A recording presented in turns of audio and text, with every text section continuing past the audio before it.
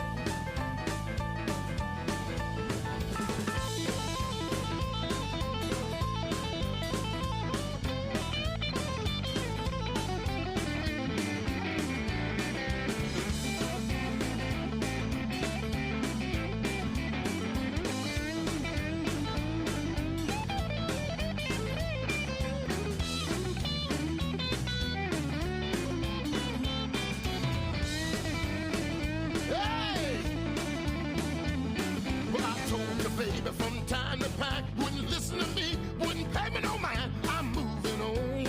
Yes, I'm rolling on. Well, you broke your vow, and it's all over now. I'm moving on. You switch your engine, now I ain't got time for a trifling woman on my main line. I'm moving on. You done your daddy wrong. Well, I warned you twice, you got to pay the price. I'm moving on. When you had your plate, you're gonna look for your daddy will say, keep moving on. You stayed away too long. I'm through with you, too bad you're blue. I'm moving on. Moving, moving, baby. I'm gonna move. Yeah, moving. Yeah, I said train kept rolling all night long. The train kept rolling.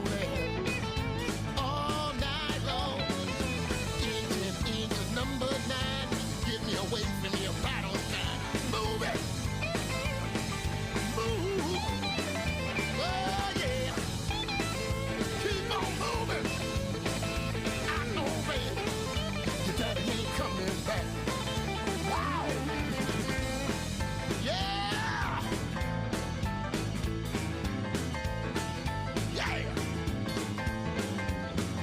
Keep on moving.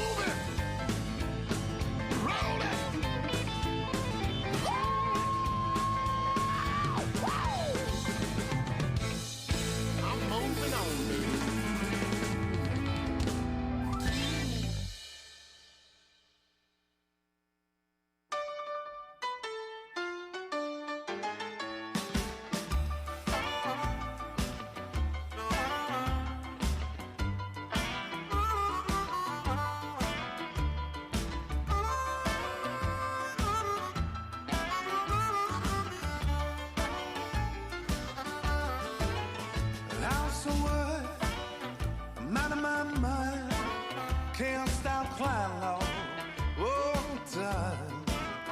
Baby, please tell me there's nothing wrong.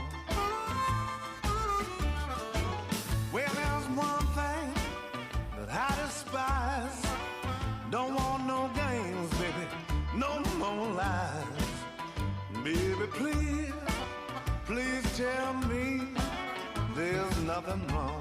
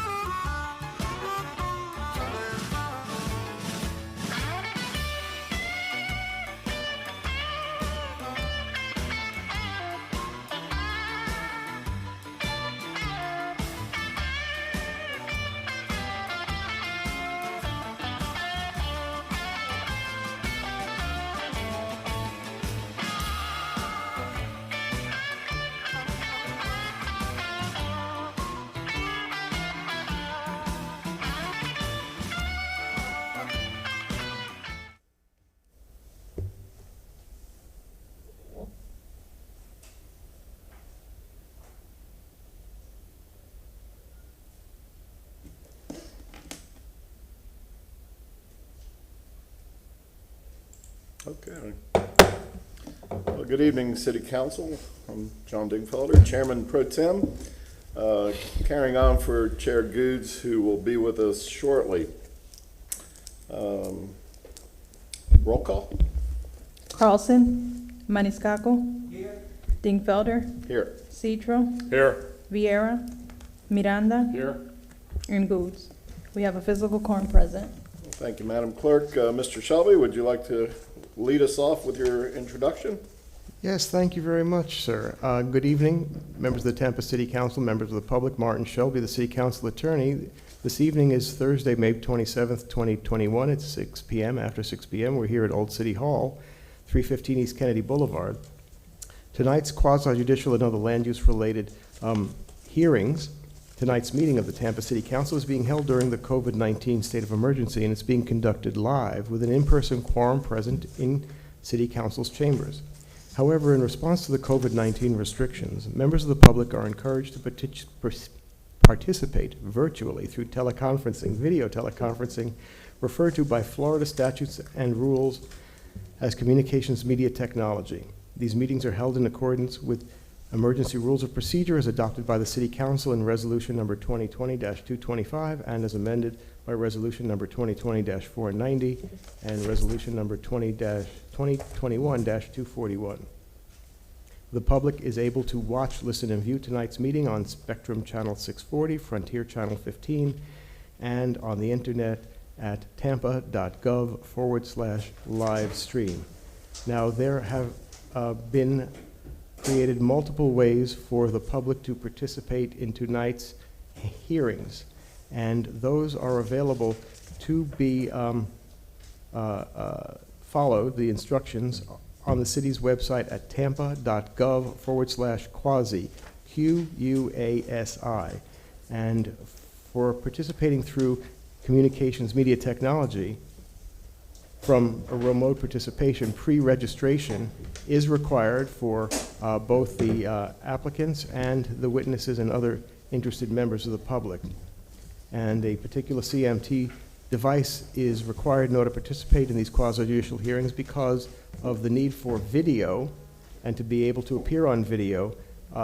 Smartphones and cell phones are not compatible, and that's why if you do not have CMT, you do have the ability to participate in person here at Old City Hall, where on the second floor of Old City Hall, the city has made available to the public CMT facilities. That's at 315 East Kennedy Boulevard, Tampa, on the second floor. And please note that use of the masks and social distancing inside the building are encouraged.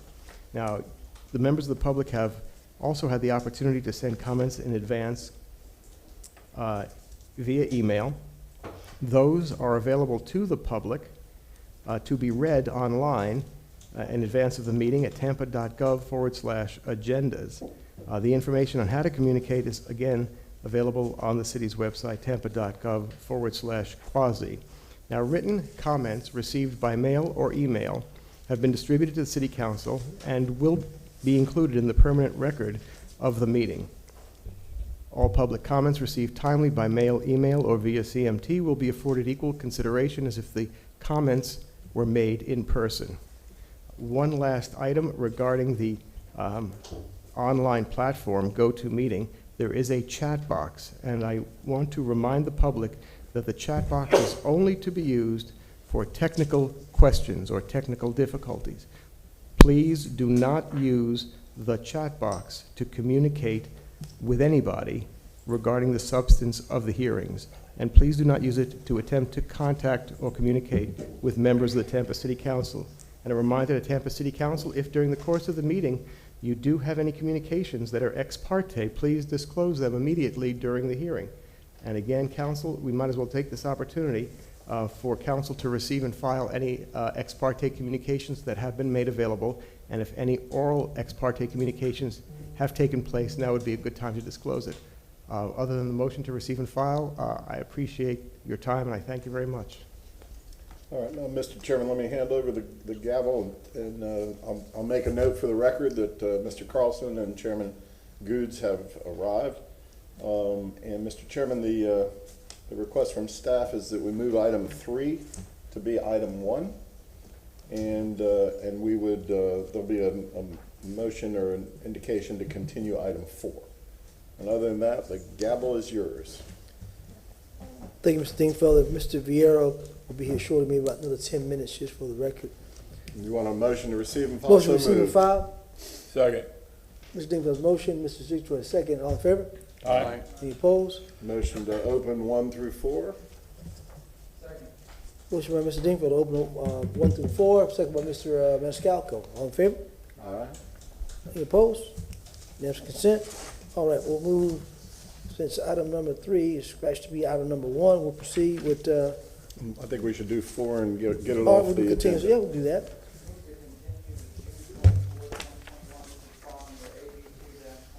Second. A motion by Mr. Maniscalco, second by Mr. Manaranda. Mr. Chairman, is there any comment from, just while staff is online, is there anything that needs to be brought to council's attention relative to this? Or it's just to, all the parties are aware that they're requesting continuous to June 24th of 2021? Any comments from staff? Yes, they are aware. Okay, and just a reminder to the public that there will not be any mailed or posted notice with regard to this continuance. To make note that AB 2-21-12 is to be continued to June 24th, 2021 at 6 p.m. Thank you. A motion by council then? Motion by Mr. Dingfelder, I believe it was second by Mr. Maniscalco. Roll call vote, so you want to roll call on Mr. Shelby now? Fine, sir, that will be fine. Carlson, Yes. Goods, Yes. Miranda, Yes. Vieira, Citro, Yes. Maniscalco, and Bingfelder. Yes. Motion carried with Vieira being absent.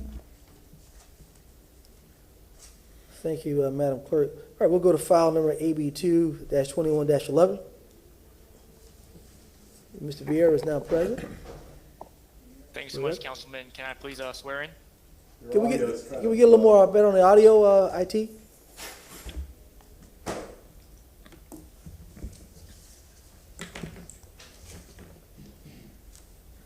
Do you swear or affirm you would tell the truth, the whole truth, and nothing but the truth? I do. Thank you.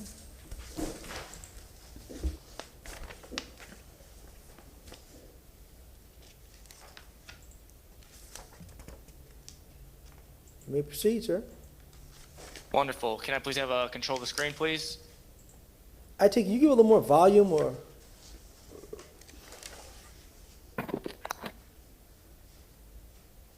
Can you hear me now? Can hear you now.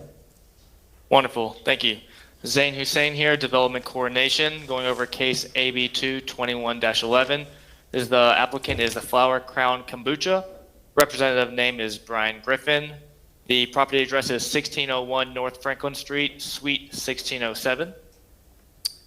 The application before you is requesting special use approval to allow the sale of alcoholic beverages for a small venue, beer and wine, consumption on premises and package sales off premises consumption. The proposed use is a bar, lounge, and retail sales. AB sales is 2,012 square feet indoors and 1,210 square feet outdoors for a total of 3,222 square feet. The site plan shows pedestrian access to the site on North Franklin Street. The required parking for the site is 21 parking spaces, and the site plan is showing 0 parking spaces provided. The applicant has applied for a design exception 1, DE1 21-65 for 5 off-site parking spaces, but that request has not been approved. The site plan indicates that the proposed hours of operation will be in consistent with Chapter 14. The subject property is located within the Tampa Heights urban villages, and the distance separation requirement is 250 feet from other AB sales establishments. The applicant needs to add the following comment to the site plan, saying the sales area shall not be located within a parking or loading area or space. The site plan states that all permits issued after April 1st, 2011 shall keep on site a copy of the adopted ordinance and associated site plan, alcoholic beverages sales permit.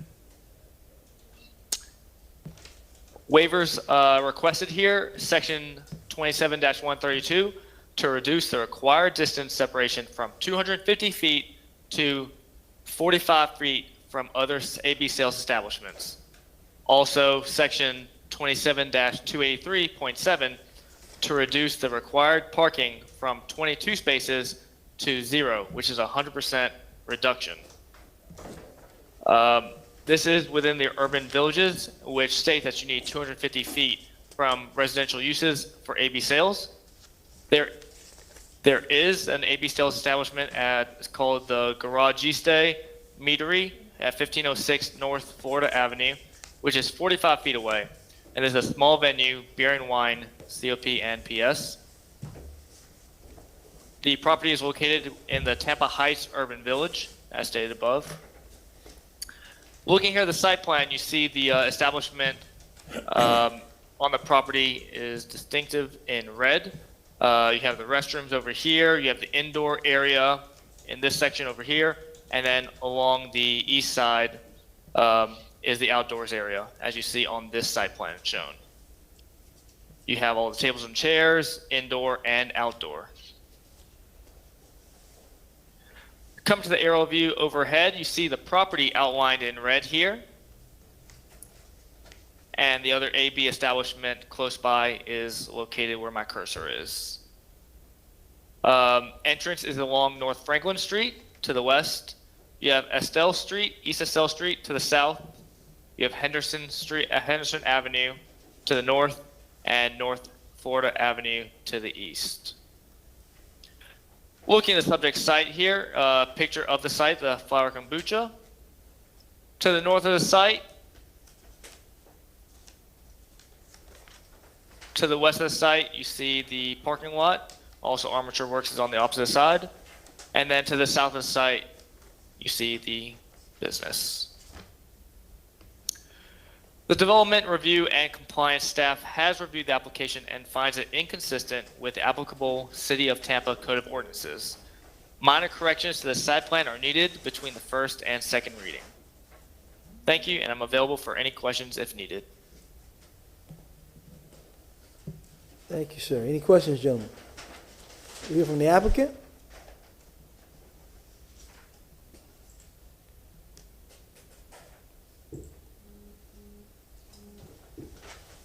We have an applicant for this, pardon me? I believe they're in person. They're in person, second floor. All right, there we go.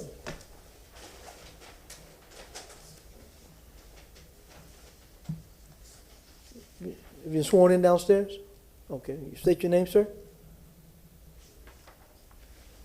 I don't know if you have any volume.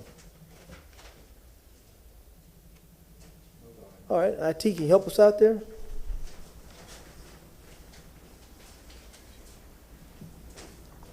Try it again, sir. My name is Brian Griffin. Can you hear me? We can hear you now. Thank you, sir. Thank you. Would you like me to give you a general description, or did you have specific questions, sir? You tell us what you want us to know, sir. Very good. Well, first of all, thank you, and I also want to forward my thanks to the very kind and generous folks at the zoning department who have helped us to this point. My name is Brian Griffin. I'm here with my business partners and friends, not necessarily in that order, Phil Smith and Danielle Andresen. We're first-time business entrepreneurs in Tampa. In fact, I'm a lifelong Tampa resident. Phil here has a very fantastic recipe for kombucha that he has been developing over the course of the last 5 years, and I will give him an opportunity, should you so desire, if you're not familiar with kombucha, for him to explain what kombucha is. But in the process of trying to start our business and bring this very popular beverage, and I say popular because out in the West Coast and in the Midwest, there are kombucha tap rooms. They're just very frequent, and it's a very popular beverage there. So we'd like to bring that to Tampa, specifically into the area where we found the business location that we're requesting for the waivers on. We like to call that the craft beverage area of Tampa, which is an up-and-coming neighborhood just east of Armature Works. And I think that all of the craft beverage businesses around there are going to really bring new life to that part of Tampa, and we're glad to be a part of that. So we're asking to be able to add another component to our sales. Now, we are not trying to open a bar. We're not trying to make our sales be about the alcohol offering, but we would like to have a hard kombucha variety.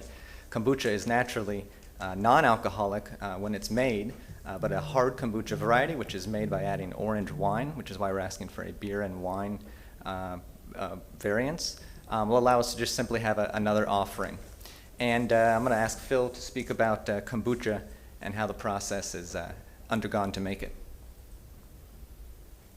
Good evening, everyone. Kombucha is simply a fermented tea. It's a sparkling, non-alcoholic beverage that is created by fermenting tea, sweetened tea, with a special culture. Kombucha has been around for a very, very long time, but has recently made a resurgence. It's commonly talked about for its health benefits, being high in probiotics and rich in antioxidants, but a lot of people just enjoy kombucha for the flavor, and some even enjoy it as an alcoholic beverage alternative. Our taproom brewery is the first kombucha taproom brewery really in this part of the state of Florida, and we're a very simple operation from a consumer perspective and also from a business operations perspective. We're very similar to a coffee shop. So we're very simple. We don't have a commercial kitchen, but we do offer baked goods such as muffins, croissants, and we think being able to offer a hard kombucha variety by blending it with either wine, sparkling wine, or a specialty orange wine would be a really unique and fun thing for Tampa and Tampa residents to enjoy. I'll just conclude by saying that the three of us love Tampa. We love the space that we found. It's a building that is a historic renovation project there on Franklin Street. The building does come all the way out pretty much to the lot lines, so we are working with what we have there, which is why we have to ask for the parking variance. In light of the parking requests that we've made, I have provided a memo about alternative parking options and public parking that's available. It's a printed memo. I hope that you were able to receive copies of that. We thank you for your time and attention, and we stand by to answer any questions. Any questions, gentlemen? Mr. Dingfellow, you're recognized. Thank you. Thank you, gentlemen. So I've got your site plan, and there's photographs included on the site plan of what appears to be the adjacent properties, but I don't know if any of these photographs are of the subject property. Do you have any photos with you of the subject property? According to I'm just trying to get an idea of which building we're talking about, and how it relates to the other buildings there on Franklin Street. So yes, while you're looking, my other question that we often ask many folks who are here for AV is what are your hours of operation proposed, and also will you have any outdoor amplified audio, music, or what have you? Yes, sir. We do not plan on having any amplified music. It really doesn't fit with the space that we're going for, the vibe that we're going for, which is more of a kind of a coffee shop with this extra alternative option to it.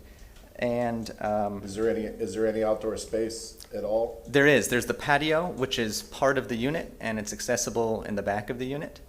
But that patio has fixed seating and tables. It's got plants and whatnot, so it's not a space that would be something that you might envision on South Howard or something like that. That's a bar. It's really more of a place to sit and relax, to do work, or to meet with a small group of friends. As to your question, sir, about the photos of the subject, so if you can take a look at the west elevation, the unit is the one on the left. There's kind of 4 green panels in the building. Our unit is the one on the very left. The reason that the south picture doesn't readily look like it's a picture of our unit is because our unit is an L shape. So you are looking at the southernmost unit in the left part of that picture, but on the right, there's a garage door with iron bars. That's the exit of our patio space. So we have a unit in the middle of that building that goes all the way back, basically east, and then proceeds south and lets out onto Estelle Street there. And is your patio space enclosed with a wall or something? Yes, sir, 4 walls. Okay, and how about your hours of operation? Our hours of operation, we will keep them consistent with the Chapter 14, I believe, of city ordinances. Right now, they are 10 to 5, and we, if we do make any changes, it would be 8 to, I think, latest 7 or 8 is what we've been talking about. We certainly would not be bumping up against the ordinated, I believe, 7 a.m. to 3 a.m., except for Sundays, which is 11 to 3. So we wouldn't come close to that, but we would always remain in compliance. Okay, clarify to me with some AMs and PMs of what you're saying that you want your hours to be. If this is approved, we'd like our hours to be 10 a.m. to 7 p.m. Oh, okay, so you're not a nighttime establishment. No, sir. And is that true 7 days a week? Yeah, we're closed on Mondays. If things went really well for us on the weekends, we might consider 8 p.m., but we would not be open late, and we certainly would never approach 11 or 12 o'clock. All right, so I don't want to constrain your future operations or some change in your business, but you wouldn't have a problem, let's say, with an 11 p.m. close time 7 days a week? We would not. Okay, well, you're in a fairly urbanized area, so, you know, sometimes we're a little harsher than that, but I think 11 p.m. would be fine if it's okay with you. We would be happy to accept that. Thank you. Okay. Thank you, Mr. Chairman. Thank you, sir. Mr. Cicero, you are recognized, sir. Thank you very much, Mr. Chair. Gentlemen, thank you very much for choosing Tampa to sell your wares and to be entrepreneurs, and we thank you. We need more people like you. Please don't think me of being harsh when I ask these questions. Say the product name again. Kombucha? Kombucha. Kombucha. What's the alcohol content on that? Over to our head brewmaster. How's it going? Yes, so kombucha is fermented, but it's fermented with a special culture. So it's a yeast and a bacteria fermentation going on at the same time. Essentially, it's a self-governing fermentation. So while the yeast fermentation is going on, the bacterial fermentation is also fermenting the byproducts of the yeast fermentation. One of the byproducts of the yeast fermentation is ethanol. But as soon as that's created, the bacterial fermentation kicks in, consumes the ethanol, and essentially there is trace amounts of alcohol left in kombucha, but it's far below the 0.5% federally to make it non-alcoholic. Okay, thank you very much. And the reason I also applaud you, we've been dealing with parking issues, especially in our urban downtown core, and if your business model says that you can get by without parking, more power to you guys. And again, that is what my vision for downtown Tampa is, to be walkable for neighborhoods, for people to be able to just walk out of their house and go get a freshman or dinner or something. So I applaud you on that. Now comes my question. What we do this evening will ride with the property. You find out your business model doesn't work, you sell to somebody else. I want to make sure that we're safeguarding that something like that doesn't happen.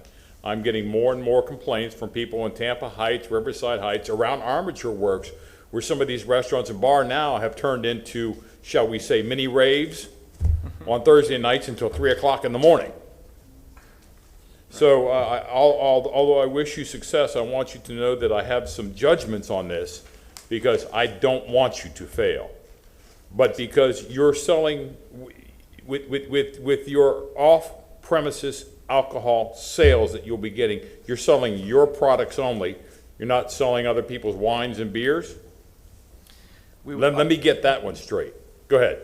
Yes, sir. We would like to offer wine and beer on site, but for our off-premise sales, we would only sell our product. If that was a request by this city council, would you be agreeable to that? To limit our package sales to our product only? Yes, sir. We are very agreeable. Thank you very much. Thank you, Mr. Chair. You're welcome. Anyone else? Mr. Brennan, you're recognized, sir. I read all your parking statistics, and you're from point A to point B. One is 3.38 of a mile and so forth, 7-minute walk, and you go to different areas. The problem with this is that today is something that very little autos or traffic parking lots are more abundant than there are cars. But tomorrow, what's happening in different areas, like one on Magdale Avenue and one on Howard Avenue, there is no more parking left. So once these things start to flare up, Ybor City, way back 35 years ago, you could put 20 buses in there. There was no one there. All you had is tumbleweed and two other things that I'm not going to mention. And you were there with your horse. I saw you there. And what I'm trying to say is that parking will become very, very scarce in those areas in a very short time. So development around there is starting to move like it's moved in other parts of downtown. And I'm just afraid that the parking area will not sustain in the near future the development that's coming. That's all. Thank you. And what else? I have a question for Chair. staff. Mr. Singleton, you Brian ready? Manassi. Sorry. Oh, Ryan, were you trying to say something, or Zane, or whoever's handling Yes, it? please. If I could have a moment, Chair or Councilman? Barely hear you. We can't hear you, well. Can you hear me good? Oh, we're good now. Okay. I'm sorry. I just want some clarification just to be sure and not to discredit what Councilman Citro is asking for on the site plan, but I think we may have some issues regulating that to their own product. And Susan Johnson-Velez, I see her hand up, so she may want to comment on that as well. But before I turn it over to her, I just want to get 2 more points across. I did hear no outdoor amplified sound being requested by Councilman Dingfelder, as well as closing 11 p.m. 7 days a week. Is everybody on the same page with that as staff annotates that for corrections if this is approved between first and second reading? You'd like to hear that from the petitioner? This is Martin Shelby. You'd like to hear that again from the petitioner, Mr. Manassi? Yes, sir. Just to be clear, just so they're aware that those would be additional changes that staff would be requesting between first and second reading. I just don't want them to fall between the cracks through these other conversations. We agree to those 2 items. Thank you. And then I'll defer to Susan Johnson for the regulation between that package sales. Yes, Thank you, Council. Ms. Velez, you ready? thank you, Ryan. Susan Johnson-Velez, Senior Assistant City Attorney. Yes, Councilman Citro, that you're not able to regulate the product or specify that it only be their specific product. Should you approve alcoholic beverage sales for beer and wine at this location? Again, Ms. Johnson-Velez, it was a shot in the dark, and I thought I would try. Again, I hope these gentlemen's business plan works for them. Again, my fear is this turns into a package sales store that is selling beer and wine, and people like to hang out there. And I'm hoping their business plan works for them. Thank you, Ms. Johnson-Velez. You're welcome. I had one other question. What a question? Oh, Mr. Citro, Mr. Dingfelder, question? Yeah. Recognize. And I'm not sure who to direct this to, Zane or Brian.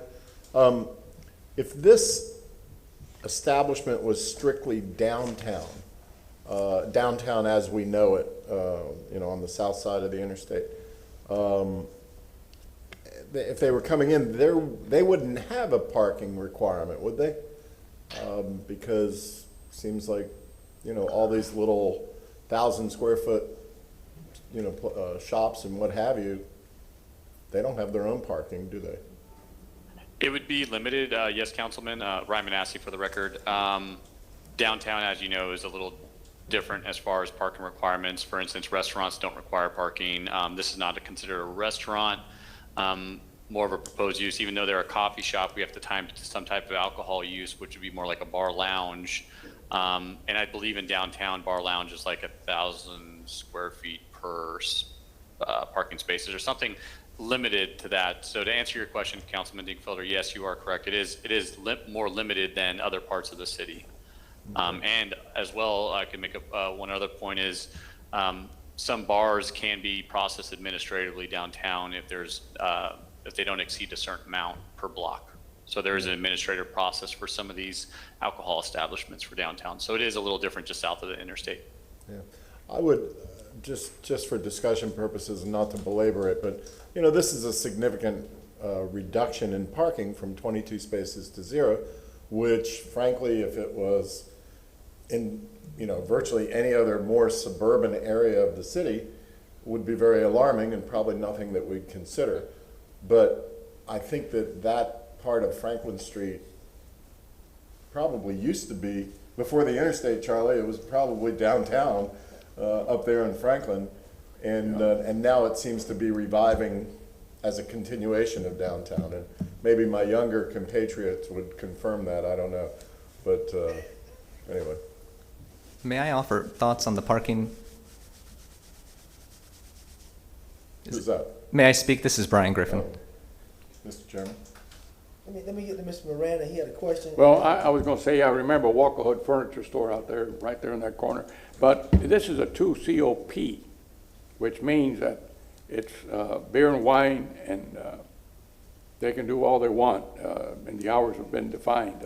Kombucha's one aspect of it, and the rest is, you don't have no sales of nothing else other than kombucha, beer, and wine, right? We have a small cabinet of snacks that are pre-prepared off-site. It ain't Lay's potato chips, is it? I'm sorry? I'm not trying to be funny, it's not Lay's potato chips. is Oh, it? any potato chips? Oh, We you actually said don't that. have those on the menu at the moment, but we do also serve coffee, sir. Okay. All right, that's all I want to know, thank you. Mr. Maniscalco, you recognize him, Mr. Vieira? Yes, sir. Just a historical perspective. The streetcar went up Franklin Street and Palm Avenue back in the day. So that area, you know, before the interstate was all part of the downtown area going into Tampa Heights. And we didn't have the automobile ownership when all that was laid out. So folks relied on the streetcar, or they lived there and they walked there. Today, people live nearby. We see the new construction, we see Armature Works, we see the Riverwalk. I myself, for example, when I go to Tampa Heights, I park, am I testifying, Ms. Johnson-Velez? No? Oh, okay. I see people using alternative methods of transportation. I've always thought, you know, do away with parking minimums, as other cities have done, especially in urban areas such as this and areas that are being revitalized. The clientele base for a business like this, I assume, would be walking from Armature Works or taking the Riverwalk or walking up Franklin Street. Maybe they live in apartments downtown, whatever it is, but it's more of a walkable area. Not that we are a very safe pedestrian area, but still there's different options instead of just taking a car.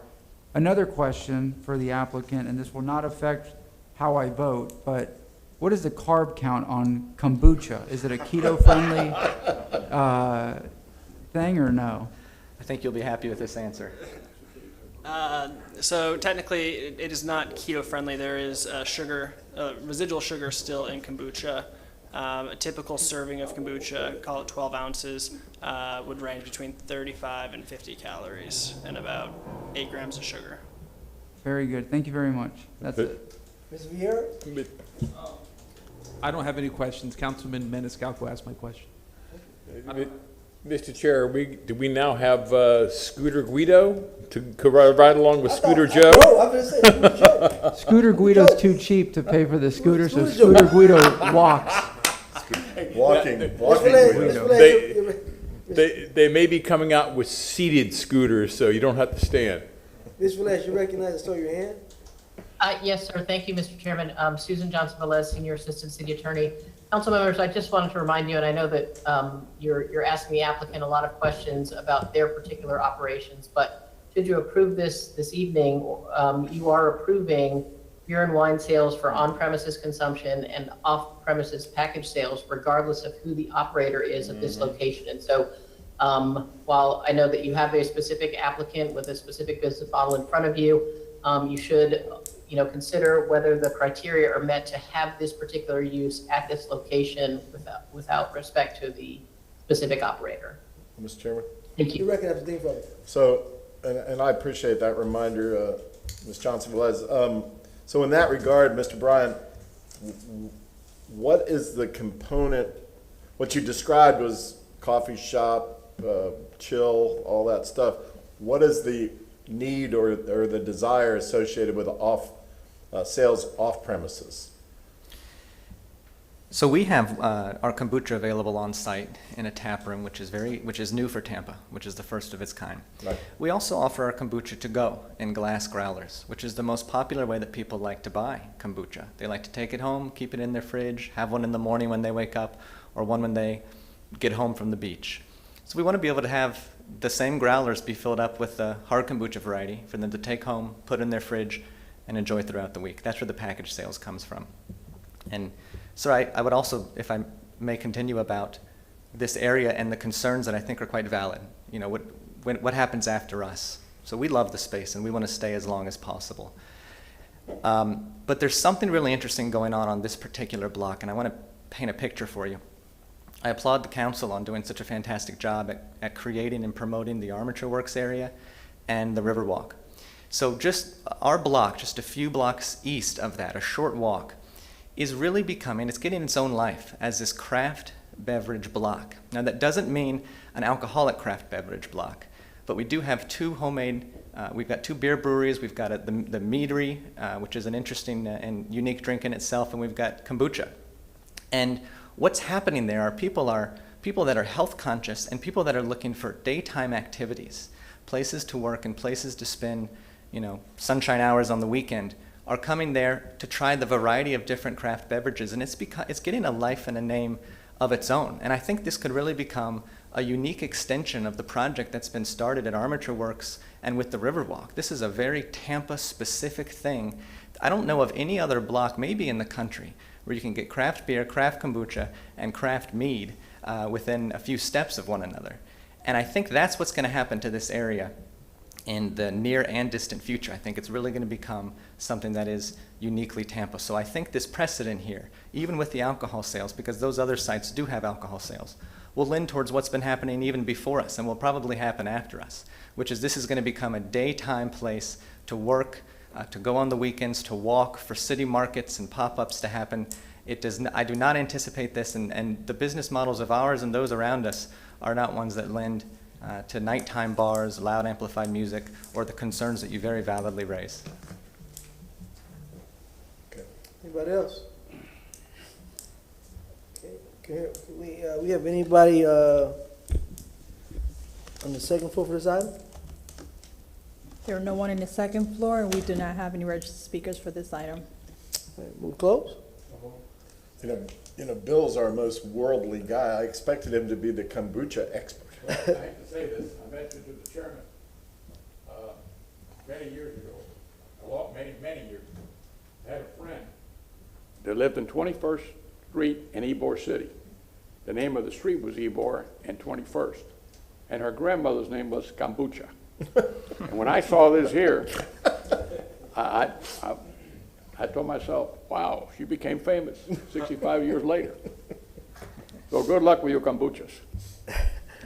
I believe we had a motion by Mr. Dingfelder, a second by Mr. Miranda. All in favor? Aye. Opposed? Well, Mr. Miranda, since you know about kombucha, can you read that? That's all I want to say, Mr. Chairman. After that, I won't make any more comments. Item number 3, file number AB221-11. Ordinance being presented for first reading consideration. An ordinance approving a special use permit, SU2, for alcohol beverage sales, small venue consumption on-premise and package sales, off-premise consumption, and making lawful the sale of beer and wine at or from the certain lot, plot, or tract of land located at 1601 North Franklin Street, Suite 1607, Tampa, Florida, more particularly described as Section 2, providing that all ordinances or parts of ordinances in conflict are repealed, providing an effective date. Let me find out if there's another order that I got to read. And along with the business model of hours of operation that were stated in the record by the petitioner, and I forgot what they were. Mr. Miranda has moved it. Mr. Maniscalco has second. Roll call. Carlson, Yes. Goods, Yes. Miranda, Yes. Citro, Gentlemen, don't let us down on this. I hope your business model does work. Yes. Vieira, Oh, yes. Maniscalco, and Dingfelder. Yes, and I just realized where I heard about kombucha was on Shark Tank. So I know you guys will be a great success because I saw it on Shark Tank. Yes. Motion carried unanimously. Second reading and adoption will be held on June 17th at 9:30 a.m.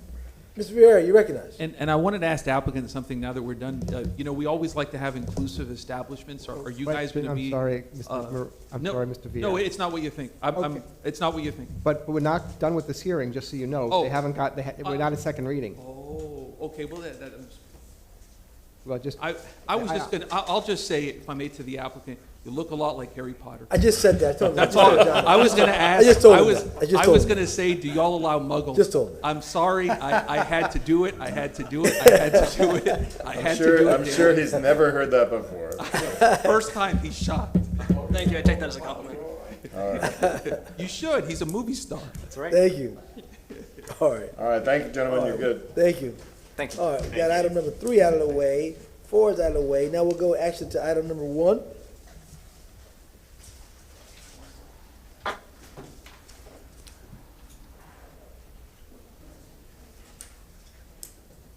Thank you, Mr. Chairman. This is Kate Wells, Chief Assistant City Attorney. If I may make a brief presentation with respect to item number 1.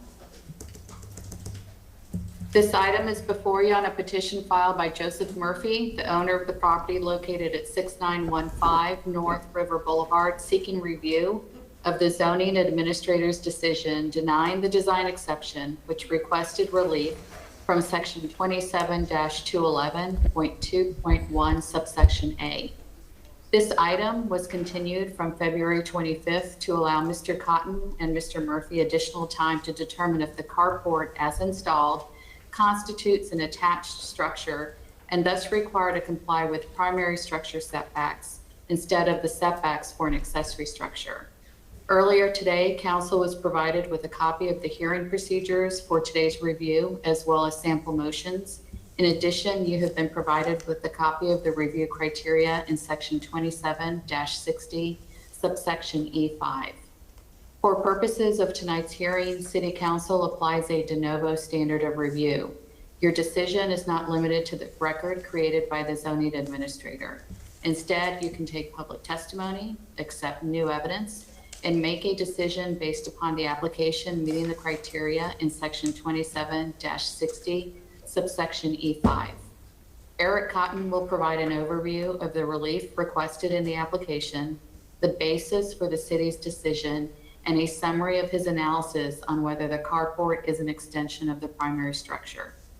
After considering all of the evidence introduced into the record of tonight's hearing, City Council may uphold the zoning administrator's decision and thereby deny the application for design exception, or council may overturn the zoning administrator's decision and thereby approve the application for design exception.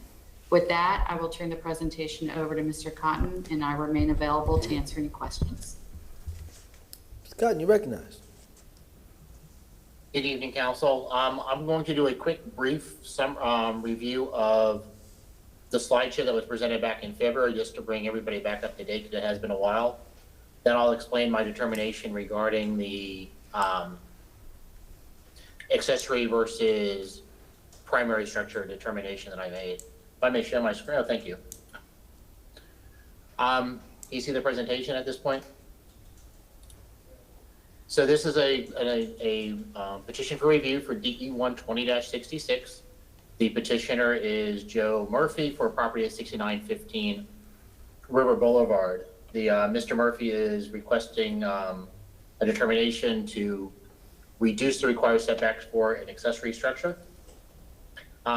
Zoning is SHRS, this is in Seminole Heights. The applicant's request was to reduce the front yard from 60 feet down to 24.7 feet in the front. Building separation from 5 feet to 1 foot on the, from 5 feet to 1 foot, and building separation, eave to eave separation from 3 feet to 0 feet. And this is the properties at the end of a dead end street. This is Sly Avenue. This is River Boulevard. The street dead ends between between the two property owners that are before you tonight. This is the site plan from the applicant, or the petitioner, excuse me. This is showing the accessory structure where it's located, and this is just a picture from the street. This has now been removed. I believe grass has been restored back to where the mulch is on this property. This is just another picture of the property. It's being used as a patio for outdoor entertainment and such. And that concludes the slideshow. Now, at the last hearing, there was a question brought up between whether or not this is an accessory structure or part of the primary structure. I did speak to Mr. Murphy about this yesterday. I did issue a zoning interpretation roughly about a month ago, Mr. Murphy had attached the structure, or was proposing to attach the structure against the wall with some hurricane bolts or hurricane ties to try to create one structure. Historically, accessory structures are accessory structures, primary structures are primary structures. The attachment that was proposed did not make it part of the primary structure, primarily due to the fact that it needs to share a roof. It needs to share something beyond just two bolts next to one another. So the interpretation is that it's still an accessory structure. The connection of just a bolt or such does not make it part of the primary structure. Mr. Murphy understands that he's moving forward tonight to request what was originally requested through the design exception, which was primarily denied, as it's a very large increase for a process that's supposed to be a minimal request. And if you have any questions for me regarding the determination, I'm more than happy to answer them. Any questions, gentlemen? So, yes, sir. You recognize Mr. Dingfellow? So Eric, Yes, sir. during the interim, you were looking specifically at what? At the attachment, at the distance? I'm trying to refresh my. Sorry, yes, sir. So it wasn't specifically for this property. It was for accessory dwelling units and accessory structures and principal structures throughout the city, and the determination that would be made. The concern would be if we use any kind of attachment as making it a primary structure, then every detached structure that's attached with a breezeway is now part of a primary structure. So that was how I was approaching the request. So what on this case specifically, what the applicant had done was connect them with some kind of mechanism so it would be attached to the side of the house. As I said in the first hearing, you need to have something more substantial. Normally it's the same roof line where the roofs would be attached. That would make it that would change that request to make it part of the primary structure. So at this point in time, you haven't changed your opinion that this is a detached structure? Correct. And I spoke with Mr. Murphy yesterday regarding the request, and that I recommend he move forward with just requesting the reduction from City Council through the petition for review for the setbacks. Thanks, Mr. Chairman. Anyone else? Questions? All right, Mr. Cotton, I guess we'll hear from the applicant. Sworn in, Ms. Brickmeyer? Yes, I've got, can you hear me? Yes, sir. You swore you in? Yes, please. Please raise your right hand. Do you swear or affirm you will tell the truth, the whole truth, and nothing but the truth? Yes. Thank you. And Mr. Murphy is in attendance at City Council. I'd like to get him sworn in as well, because he's going to speak immediately following my little piece here. All right, so he's on the second floor then? Yes. Yes. All right, thank you. All right, you may begin, sir. I have been sworn in. I'm Joe Murphy. Okay, Mr. Murphy, begin, sir. So you want to start with his attorney? You want to start Mr. Brickmeyer, or you want to go ahead and go with Mr. Murphy? I'll go first. Okay, Mr. Brickmeyer. If I can share my screen.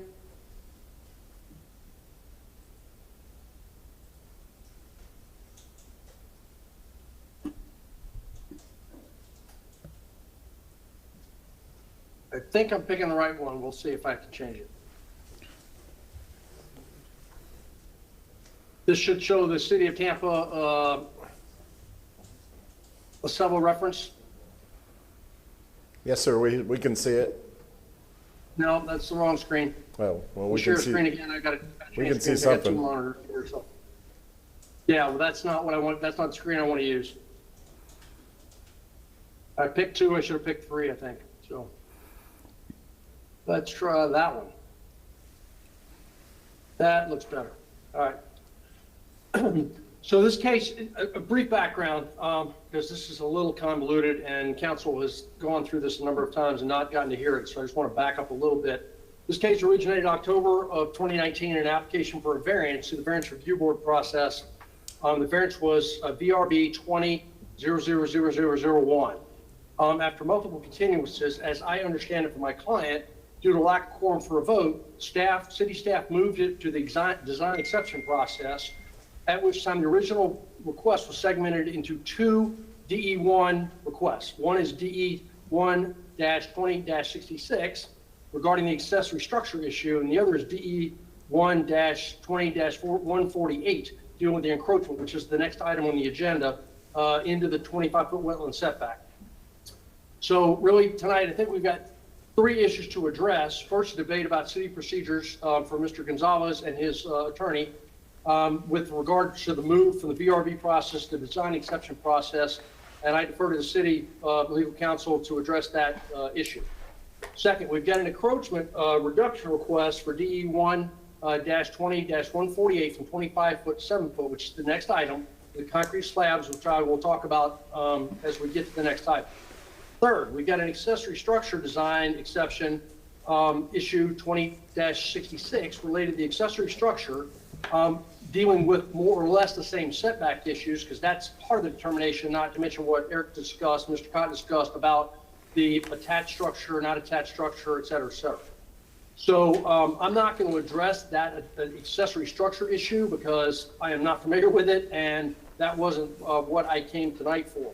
So my client had some conversations with Mr. Cotton and other city staff in the last day and a half has been relayed to me, something to do with the hardship process. So as you may note from the slide that I've got up, the building permitting 19-04-68681 permitting process has been reopened.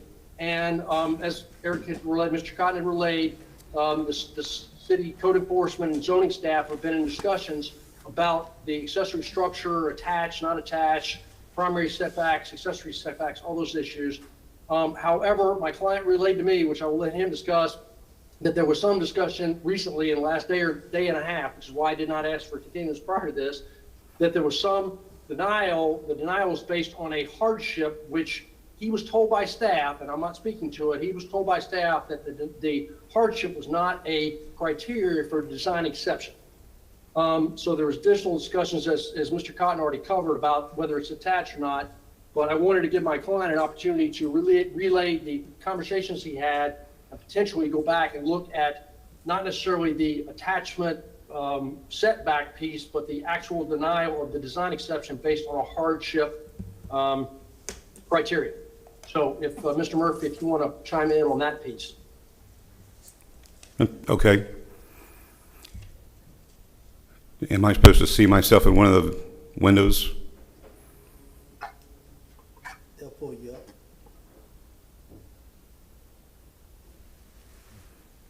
Okay. There you go, sir.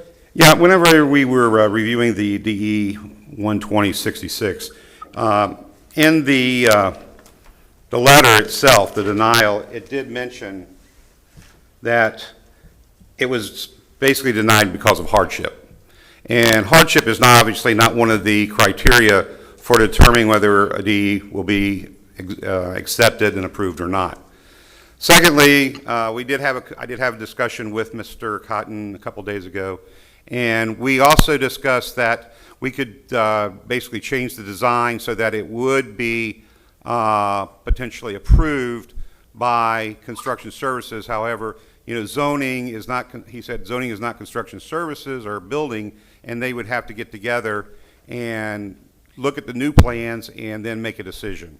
I understand that next week, June 6th, the offices are going to be open to the public again, and therefore I'm looking at getting a continuance so that Mr. Cotton, the building department, and the engineers, and my new plan or design can actually be looked at and approved. Secondly, the attachment that has been bounced around is not a hurricane attachment. It's actually a design that is from an engineer. It is structural in nature. It's using structural tools, screws, which are Tapcons that are structural in nature because of their size and depth that it goes into the CMU wall. It's using a 3x4 inch rectangular steel tubing that is structural in nature. and the wings or the attachments that the screws and everything goes through and attaches is also structural in nature. These are things that we need to discuss further with Mr. Cotton over there, but also with a new design that would be approved as making the structure an attached structure. So again, I'm asking that we, for a continuance of this until at least 60 days so that I can get in and meet with Mr. Cotton and the engineers at the city in person. Anyone have any questions on that? I just had a question for legal. You're recognized, sir. Dingfellow. Thank you. Ms. Johnson-Velez, go put that back up, whoever had it up, if that's possible. That yellow highlight, thank you. So here's the letter he received July 7th, 2020 from the city denying the administrative request. Yep. And it does use the word hardship, which I would agree. I mean, and I guess I'll ask you, Susan, that's not the appropriate wording for for this application because it's not the VRB. It's design exception. Are we procedurally, in good shape to be even talking about this with that letter, addressing that word, or is that a word we can just ignore and move forward, whether or not we move forward today or 60 days from now? So Kate Wells, Chief Assistant City Attorney, I'll be responding to that question. Thank you. Since this item is before City Council as a de novo review, you are standing basically in the position of the zoning administrator and can review the application on its merits and apply the criteria in 27-60 subsection E5. And yes, you're correct. There is no discussion in this section with regard to a hardship. So notwithstanding the letter that was issued by staff, because you're not limited to the record created by staff, staff's decision is not binding upon you. City Council would review this as if you're seeing it for the first time. And if I may, I wanted to take a moment just to clarify the record. Mr. Brickelmeyer mentioned that this item started out as a variance application before the Variance Review Board, and that is correct. But it was not continued a number of times for a lack of a quorum. It was continued quite a few times because the vote was consistently 3-1, and the code at the time, in order to get a variance approved by the VRB, required a vote of 4 members present. So a quorum was present each time. There just wasn't a prevailing vote either for an approval or a denial. And with the number of times this had been considered by the VRB with the same outcome, I did speak with Mr. Murphy that he had the opportunity, if he so desired, to convert the application to a design exception. It's consistent with the language in the code for the Seminole Heights Overlay District. And it was Mr. Murphy's choice to convert it. So it wasn't impressed upon him or suggested that it was to his benefit. It was just if he wanted conclusion to the issue rather than the ongoing lack of a prevailing vote by the VRB, that was an option available to him. So I just wanted to clarify the record on that note. Thank you. Thank you. Any other questions? So Mr. Murphy is requesting 60 days. I would assume that there might be another party present who might object to the continuance or agree to the continuance. I don't know. We have anybody on the second floor regarding this? Anybody registered regarding this? No registered speakers for this item. There's no, I'm sorry, Martin Shelby. I just want to confirm there's no speakers at all who wish to speak on this other than who's present. Madam Clerk, that Mr. Shelby's asking, I'm not aware if there's anybody downstairs. Excuse me, if I may. If I may, I again, for the record, Kate Wells, Chief Assistant City Attorney, I was contacted by Daryl McAteer the attorney for Michael Gonzalez, a neighbor that filed the other petition for review, and it was my understanding that Mr. McAteer was going to be participating in this evening's meeting. So Somebody's behind hopefully her. he's on the second floor. If I may speak, Lisa Esquire, Planning and Development Coordination, we do have people here to speak. Okay.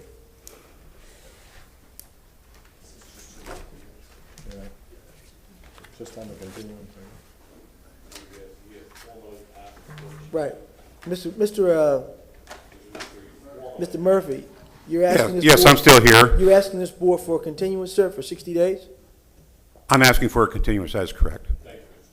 And I do want to address the VRB issue. We did have a quorum. However, there was one seat that they were trying to fill, and I think it is still vacant. And there were obviously two members who had to recuse themselves because of the relationships with the various people or associations in the area with Seminole Heights. Whenever I spoke to Ms. Wells, yes, we wanted to try to get a quicker determination on it. Otherwise, we could have stayed with the VRB until they had a new member appointed, or the one objecting vote would actually change their vote from an objection to a positive response. So given that and the way the DE ended up falling out, it was kind of the impression that when it came over to the DE, it was going to be favorable, would possibly be favorable. And then, of course, we got the determination that, no, there's this, the easement is too much. And to me, I think that's where the DE comes in, that they should, that's the decision that they should be able to make without saying, oh, it's just too confining or whatever.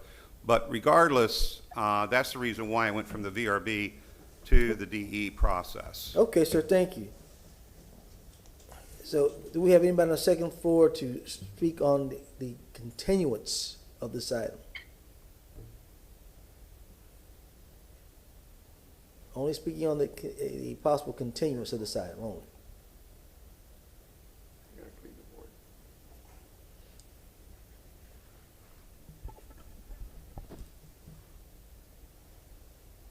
Mr. Chair, while we're waiting for Mr. Gonzalez and Mr. McAteer to come on, just want to clarify that the Construction Service Center will not be open on June 6th. The plan from the administration is to have us open to the public right now by appointment only, starting in July, starting after the Independence Day holiday. And while the other speaker's coming up, I've got a question. Did we get the question answered? And again, I'm not necessarily participating. I'm just unclear as to whether that letter, the question was asked by one of the council members, that whether that letter with the hardship reasoning for the denial, was that a challenge or not? I'm not sure I understood the answer on Mr. Murphy's behalf. Kate Wells, Chief Assistant City Attorney. My response to that was, since City Council will review this matter, it's a de novo hearing, and they apply the same criteria that staff is required to apply. That letter is not would not preclude council from moving forward today. They understand what staff's reasoning was. Council has also been provided with a copy of the review criteria, and based upon the record of today's hearing, City Council will make an independent decision on whether or not the application should be approved. Very well, thank you. All right, still on item number one. Anyone here to speak on item number one, in reference to the continuance of the applicant is asking for? Only the continuance. Mr. Chairman, Daryl McAteer, Phelps Dunbar LLP, 100 South Ashley Boulevard, Suite 2000 here in Tampa. And so is the question before me, first, do we object to the continuance? I just want to make sure I'm communicating with you appropriately. That would be correct. All right, we do object to the continuance. Of course, for one reason, because this item spent a couple of hours or an hour or so in front of the council on all these myriad issues back in February, on the 25th of February. This issue was not raised by Mr. Murphy or anybody else. It's the matter of hardship is not the point. The letter goes on. Yes, the word hardship is in the letter. But they also, that's not the only point that the decision was adjudicated upon. Staff made this decision based on the fact that the encroachment was excessive. And if you look at their materials, from the original decision, this is not, they say, it's not a minor encroachment in the original staff memo from the 25th. In other words, the determination was made on the factors in section 2760. It was not just, was it a hardship or wasn't it a hardship? You have shown no hardship, therefore you don't get this. 2760 was cited in the letter on page 2.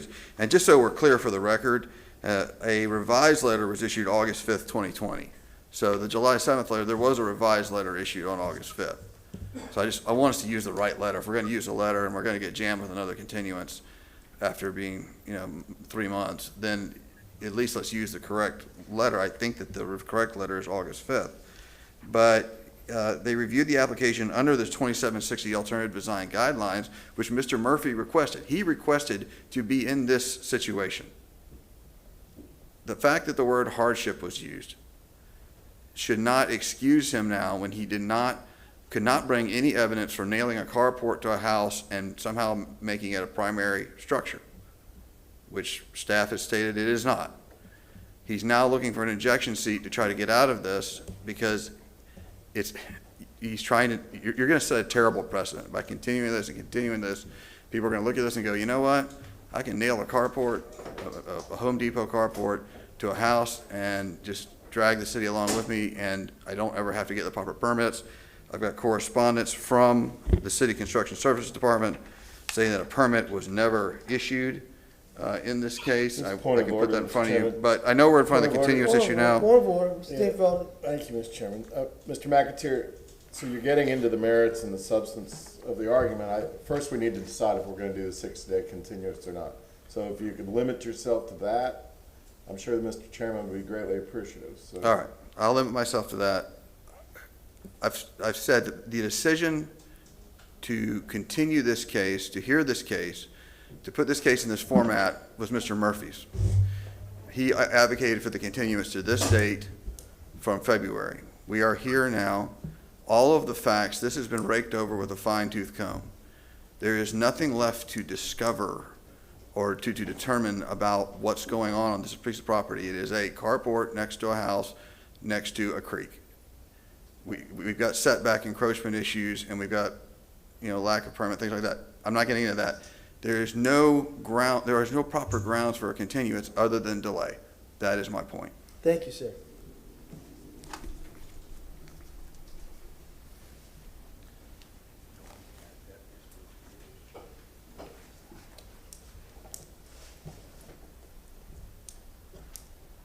All right, gentlemen. They got to clean the mic. You got to clean the mic? I don't think he necessarily gets a rebuttal on this issue. We got to go through sanitation procedures. Right. Mr. Shelby, I don't think we need a rebuttal on it, do we? I think we're pretty much going to need to move forward, correct? Thank you. That's correct. And if I can, I don't know whether it's appropriate to inquire, but what effect would this continuance have on the other item that is related? And I don't know whether Ms. Wells wants to raise that issue at this hearing or just take it as it comes, but I think the question... They go together, don't they, sir? They do, and the question is, what effect does this request have on the other item? Ms. Wells? I would submit that it would be up to the petitioner with respect to item number 2 on whether or not they want to continue, or if they want to move forward with the hearing this evening. When item number 1 was continued on February 25th, Mr. Gonzalez initially wanted to move forward with his petition for review, and halfway through my presentation requested a continuance. So that is for Mr. Gonzalez and his counsel to decide how they would like to proceed. Well, I'd also like to bring up the fact that the only reason why these two cases are related is the fact that it's Joe Murphy and it's the same property at 6915 North River Boulevard. They're two independent DEs. So one doesn't affect the other, but the thing is that the 66, because of the denial because of hardship, I think that's one issue. And then secondly, the conversation that I had with Mr. Cotton the other day, saying that we could meet or we could discuss it further and to come up with some type of alternative design that would indeed then meet the approval of the zoning department and the building department. Okay. So that's why I'm looking for the continuance so that we can meet in person on June 7th or thereafter when the office is open again with the alternative plans. Mr. Cotton? Mr. Cotton? Yes, sir. Is that your recollection, sir? We did have a conversation about it. I'm not sure what Mr. Murphy has to submit to us for review that I haven't seen. I did speak with him yesterday. I spoke with his engineer or his designer, well, maybe earlier in the week. I just want to reiterate that the building will not be open until after the Independence Day. That's when we're going to start accepting individual from the public in person via appointment only. So, Mr. Cotton, could this be administratively resolved? Yes, sir. So could this be administratively resolved? If there is a meeting of the minds regarding whether or not that structure, how he's proposing to attach that structure, possibly. I don't know what he is proposing. I have not seen anything yet. My interpretation that I think Mr. Bricklemeyer, Mr. Murphy, Mr. Gonzalez, and Mr. McIntyre all have seen is still going to be is still the interpretation. I don't know what's going to be proposed to meet what will be proposed to show that it is no longer an accessory structure. I don't know. Okay, sir. All right, I don't know if it will be resolved in 60 days or not. We're gonna bring this home. We need to bring it on home. Mr. Chairman? What's your pleasure, gentlemen? Yeah, I'll be glad to try and bring this home. With all due respect to Mr. Murphy, we did have a long continuance, a month or two at least, between the last time we heard it and this time. I haven't heard any compelling reason to belabor it as much as we all might want to go home this evening, but that's not a good reason. So I would move to respectfully deny the request for 60 days and just move forward with this. One way or the other, if he's not satisfied with that at the end of the night, then he could always submit something new, down the road, if he's got new plans or something else. But for now, I think we are where we are, and we should just move forward out of the fairness to everybody involved. I second that. All right, Mr. Dingfeld's made a motion on the floor to deny. Mr. Miranda has seconded. Roll call vote. Dingfelder? Yes. Maniscalco? Citro? Yes. Vieira? Miranda? Yes. Goods? Yes. And Carlson? Yes. Motion carried unanimously. Okay. All right, we've heard testimony from the applicant and from the public. Move to close. Item number 1. Mr. Chairman, you talked to with regard to the continuance. I don't know whether Mr. Bricklemeyer wants to save time for rebuttal, and you did, I believe Mr. McAteer did not have the chance to talk to the substance before closing. So I would recommend that you proceed with the hearing to make sure you have the full record that you need necessary to make your decision. Okay, Mr. Chairman, on your advice, we'll continue to move on. We've already heard from the applicant. We'll go ahead and hear from Mr. Mateer on the substance of item number 1. Am I still allowed to show a couple items in my defense on this, or? In the rebut, we'll come back to you in the rebut, sir. You'll come back to me? Yes, sir. Okay. So I need to step away? Yes, sir. Okay.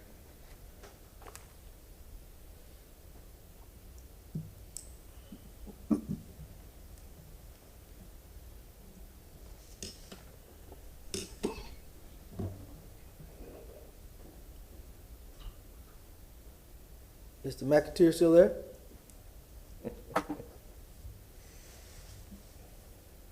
Mr. Chair. Thank you. I had to wait for just a moment so they could clean the podium, which I appreciate.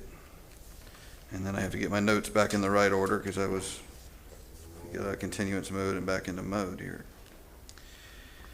So again, Daryl McAteer, Phillips Dunbar LLP, 100 South Ashley Boulevard, Suite 2000 in Tampa, representing Michael Gonzalez, who is the appellant in this case.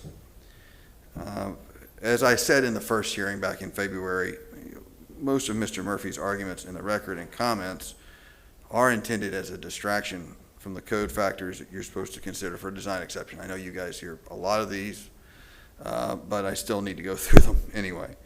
Mr. Murphy must meet all 6 factors of section 27-60 that staff is required to consider. Each factor is followed in its phrasing by the word "and." That means he does not have to meet one but not the other. He has to meet A through F, all of them. Per the warranty deed, which is of record in this case, Mr. Murphy purchased the property in 2010.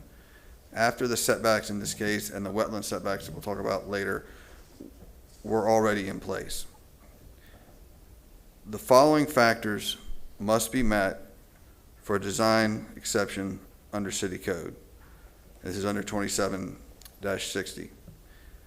That the exception neither interferes with the rights of others as provided in this chapter, nor is it injurious to the public health, safety, or general welfare. And I just put that in so you know that we've got several more of these coming, and they all have to be satisfied.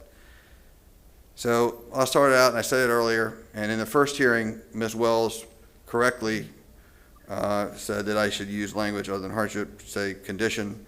This is a self-imposed condition. Mr. Murphy put himself in this situation. Mr. Murphy constructed the carport without a building permit. He applied for one, he didn't get one. And I'm going to do my best to activate the, what I believe is, yeah, so there we go. I don't know if council can see that, but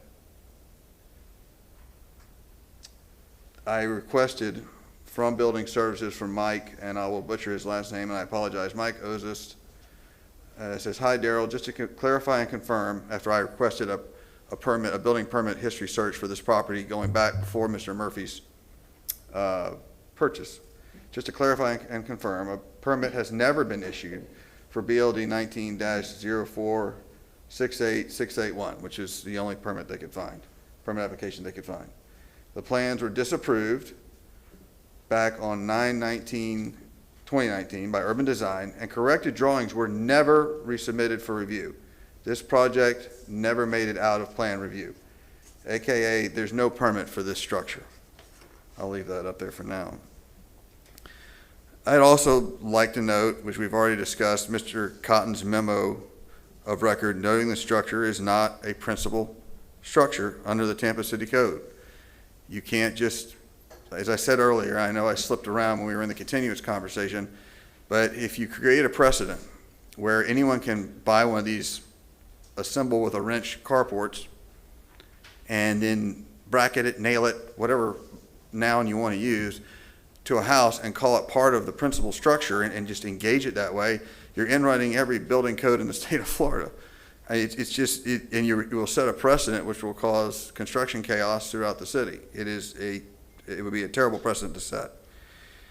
The fact that it took years for the violation to be discovered should not be a factor in his favor. He had a citation, then he went through the variance review board, then there were procedural changes that wound up in design exception through his request. You know, that's why we're here. The general welfare of the public is exactly what is at stake here. If this structure is allowed to remain. Thank you, Mr. Mateer. I'm sorry. Thank you, sir. Your time's I expired. thought I had 15 minutes. Was I incorrect?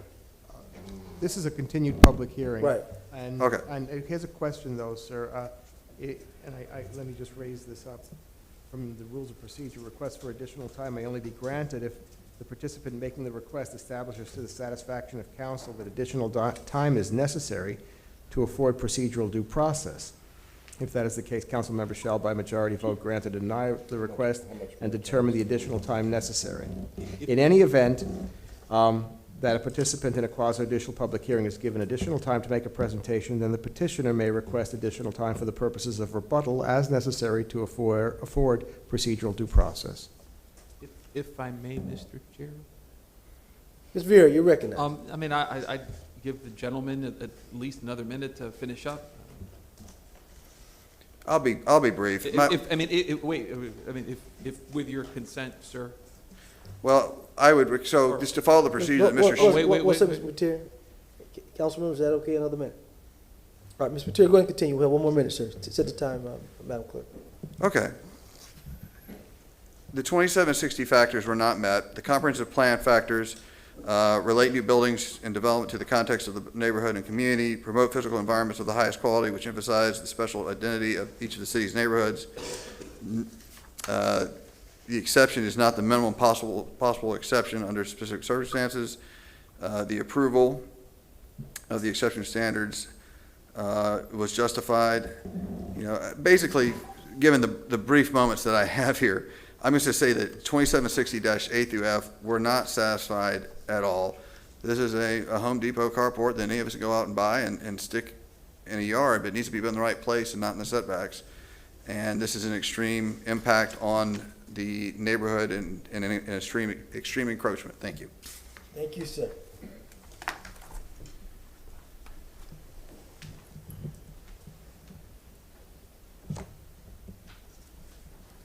Okay, Mr. Murphy.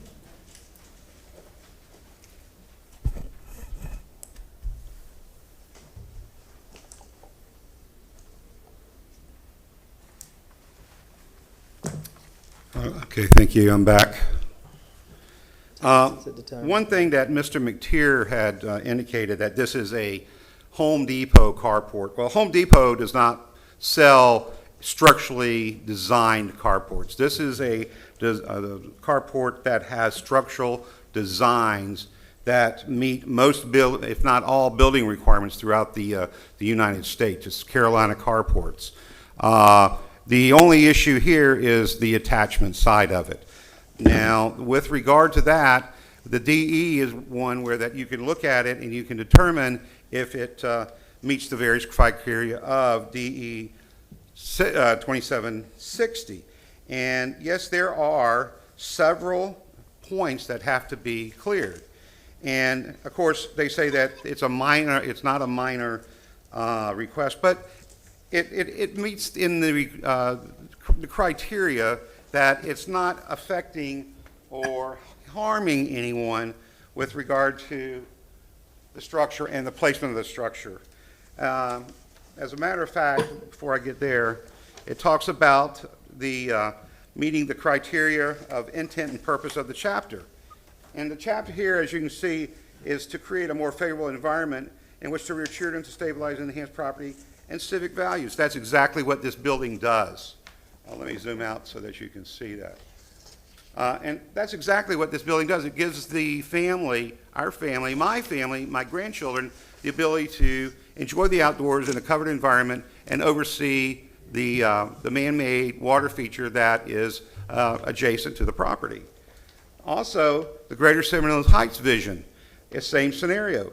Purpose and intent of this article: other site spatial relationships to the president within the establishment block and generally the surrounding area, which it is. It's not. It's actually set behind the front of the house and does not present any type of issue with regard to vision. As a matter of fact, as of yesterday, this is the picture of the front.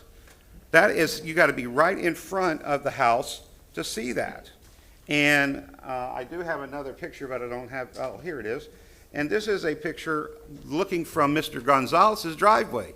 As you can see, you can barely even see the structure itself here on the side of the yard. Now, when it comes to approving, I'm hoping to be treated fairly and just.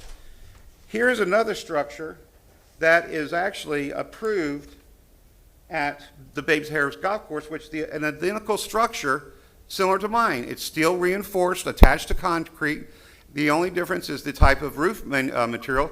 This has a canvas, mine has a steel reinforced roof. And as you can see here, in that structure, it's at 0 feet on the eave, and it's only like 24 inches from the building.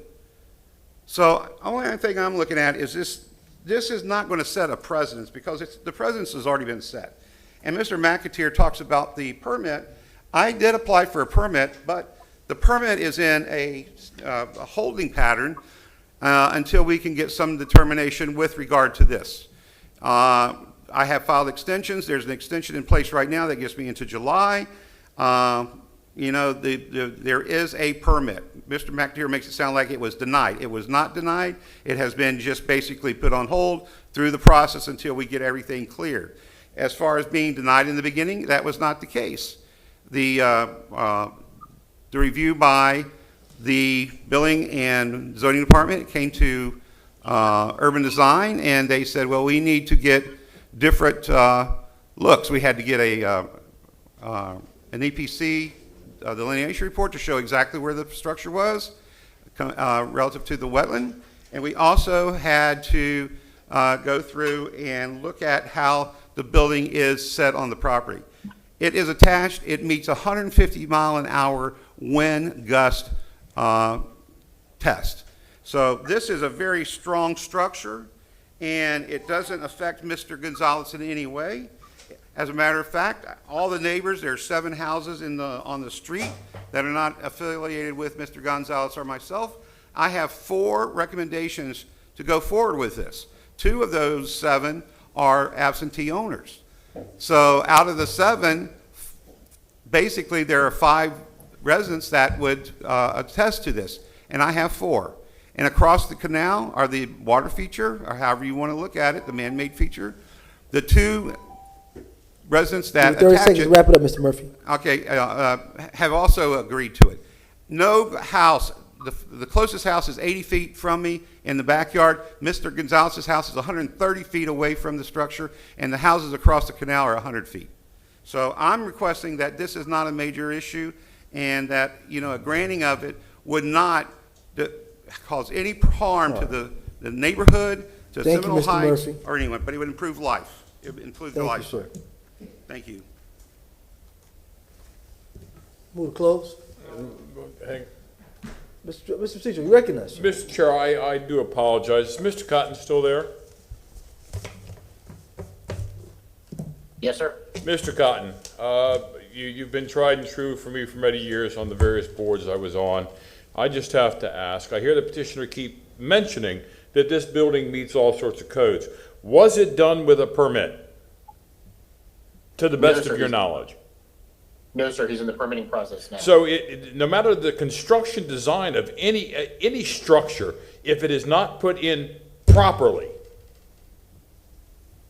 if it is not installed and inspected and permitted, no matter the construction of the building itself, meaning the structure, if it's not installed properly, does that really mean anything? Saying that it meets standards? Doesn't it have to be installed properly? That's more of a building department issue. I hate to say it, I'm not. I hope you're understanding my point, though. If it wasn't done with permits, how are we able to say that it was done properly? Mr. Cotton, thank you. Thank you, Mr. Chair. Let's move to close. Mr. Maniscalco, second by Mr. Vera. All in favor?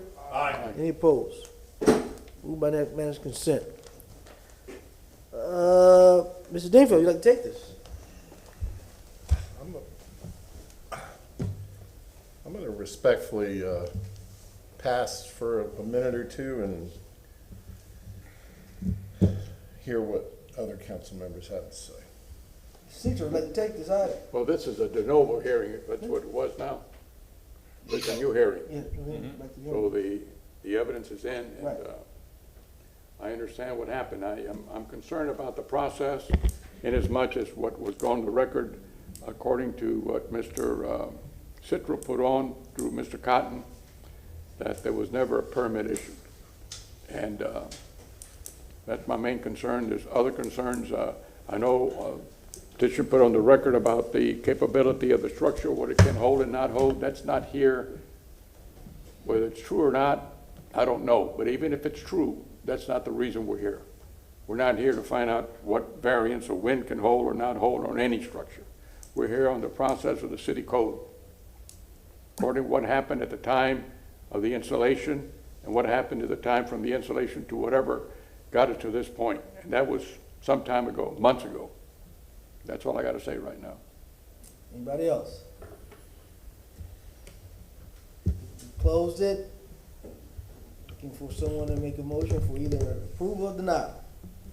A reminder, Council, Martin Shelby, Ms. Wells did provide for you, it's labeled item 1, your sample motions for you to review, either to approve the design exception by overturning or deny the design exception by moving to uphold the zoning administrator's decision.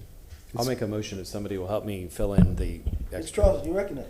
I move to uphold the zoning administrator's decision to, and hereby deny design exemption application DE 1-2066 because the application is not consistent with the applicable standards set forth in section 27-60E5.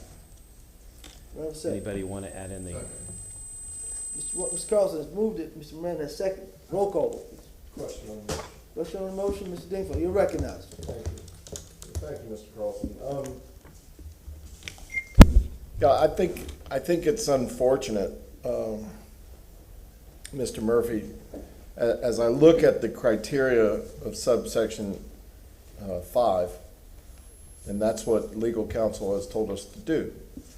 You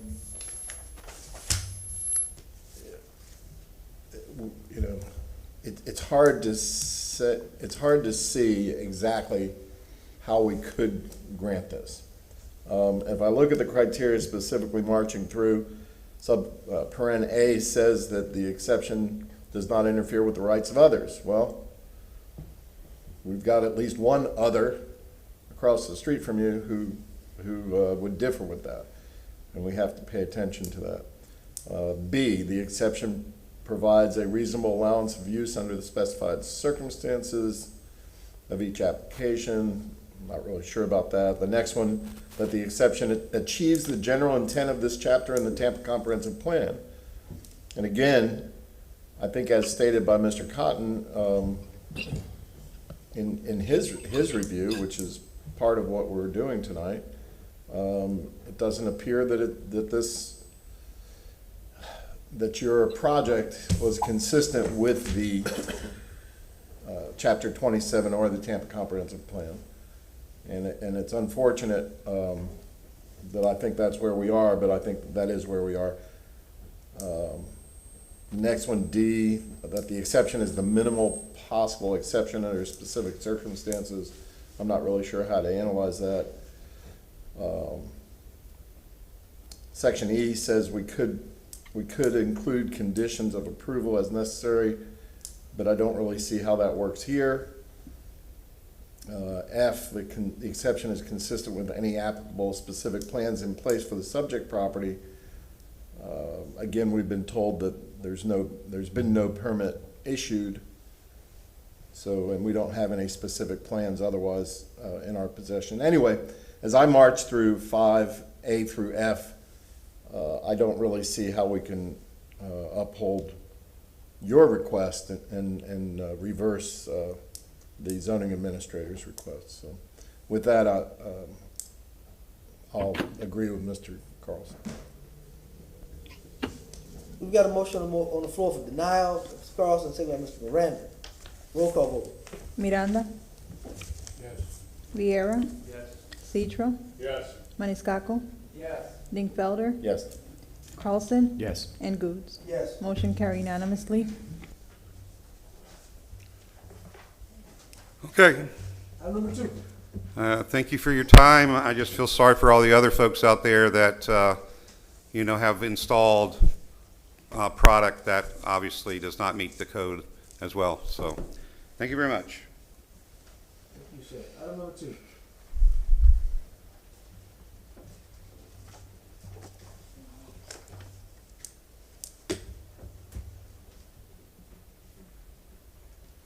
Here we go.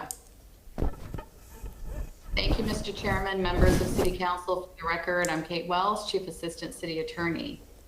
This item was continued from February 25th at Mr. Gonzalez's request without being heard. The item is before you on a petition filed by Michael and Terry Gonzalez, owners of property located at 6916 North River Boulevard, which is within 250 feet of Mr. Murphy's property located at 6915 River Boulevard.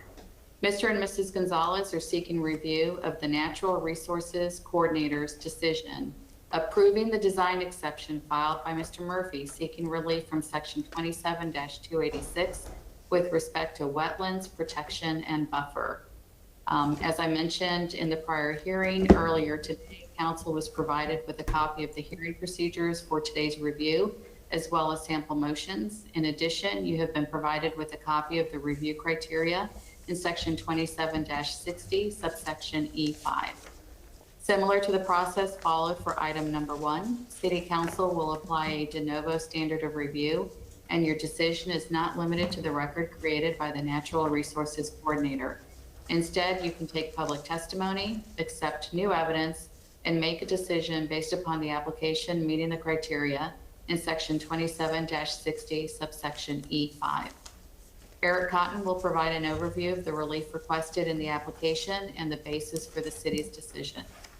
After considering all of the evidence introduced into the record of today's hearing, City Council may uphold the city's decision and thereby approve the application for design exception, or Council may overturn the city's decision and thereby deny the application for design exception. With that, I will turn the presentation over to Mr. Cotton, and I remain available to answer any questions. Thank you. Cotton, you recognized. Good evening, Council. Eric Cotton, Development Coordination. May I share my screen, please? I have another brief PowerPoint from February. So as Ms. Wells was just indicating, this is DE 120-148. It was a determination for the property at 6915 River Boulevard for a wetland setback approval. The applicant is Michael Gonzalez. He's the property owner across the street. It's the individual appealing this decision. The zoning administrator is actually not the property owner. It's a neighbor. So again, this is property zone SHRS, which is residential single family Seminole Heights. The applicant was asking to reduce the wetland setback from 25 feet down to 7 feet. The request was approved by the Natural Resources Coordinator. That position no longer is in with the city. Tonight you'll also have, you can hear from Brian Knox, who's the lead forest examiner, regarding how the determination was made. But basically the structure was put in without, the concrete was put in without permits, from my understanding, and the removal of the concrete from the wetland setback would be more detrimental to the wetland and the creek or water body that's adjacent to it than leaving it in place. Again, this is at the end of the dead end street. The wetland setback is, you see the line of trees here, the water feature is underneath that tree right where my cursor is going. Again, this is the survey. The 25-foot setback line is in red. This is the wetland area as determined by the EPC through their wetland determination process. This is just a photo of the area. This is, you can see the structure that Mr. Murphy has up. This is an existing PVC fence. Some grassy area, and then you can see where the bank starts to go down into the water area. Again, another picture of the water area. And I believe I have one last picture. Again, this is the wet area. This is the top of the bank. This is the grassy area. And this is the structure that's been in question for the previous case we just heard. I'm here for any questions if you have any. If not, if you have any questions regarding the actual scientific aspects of it, please ask Mr. Knox. I'm not qualified to respond. Mr. Dingfeld, and we'll go Mr. Citro. I'll pass to Joe. Mr. Citro, you recognize. Mr. Cotton, did I hear you correctly saying that it's going to be more detrimental to take this out than to leave it in? That was part of the determination made by the Natural Resources Coordinator at the time, that the removal of the concrete would be more detrimental to the wetland than leaving it in place. I thought I heard you correctly. Thank you. Thank you, Mr. Chair. Mr. Dingfelder, you're recognized. So it looks like we have Mr. Knox there to give us some testimony, and I'll be careful not to testify, as Mr. Shelby often warns us. I do have some familiarity with that area. It's probably a mile from my house. But Mr. Knox, as I recall, that's somewhat of a ditch, isn't it? I mean, it feeds down into the river, but when I've seen other portions, and you can correct me or please do, when I've seen other portions of that area, it looks to me to be sort of a drainage ditch, an open drainage ditch with a lot of riprap, and some people have walls and some people have riprap and this and that. So, I don't know the specifics adjacent to this property, but can you help me out and confirm or deny what I just said? That's correct. This is actually, this is a drainage ditch. It was identified as such when we went out there. It's a upland cut ditch, and it's basically, that's the only purpose that it serves. But EPC ruled that it was indeed a wetland area, and so with that, we do enforce the wetland setback. Okay. And do we have any additional pictures of that ditch and or wetland to help council see what I'm talking about? Let's see. We may have some additional photos.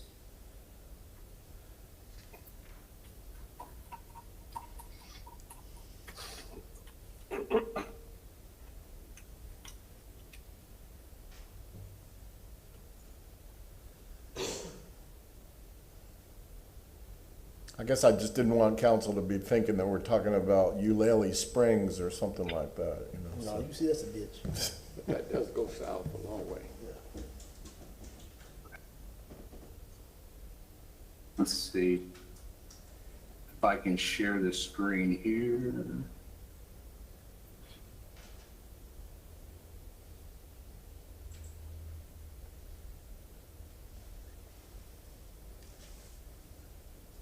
Apologies, this is my first time doing this.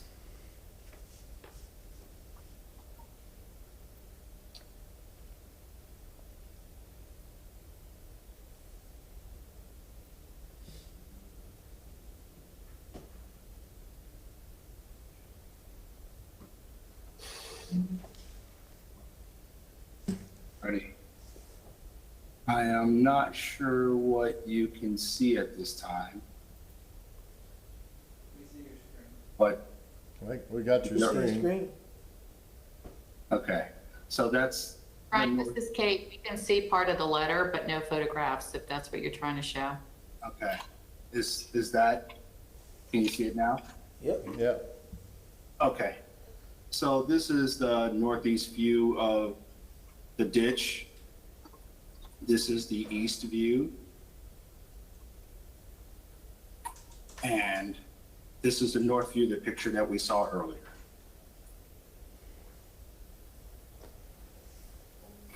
Those are the photos that were in the record. Thank you, Mr. Chairman. Thank you, Mr. Knox. Right. All right, we'll hear from the applicant. Yes, J.B. Bricklemeyer, Joseph Bricklemeyer Law, 601 North Ashley, Suite 700, Tampa, Florida, 33602. Point of order. This one is Mr. Gonzalez. Right. Right. Oh, I'm sorry.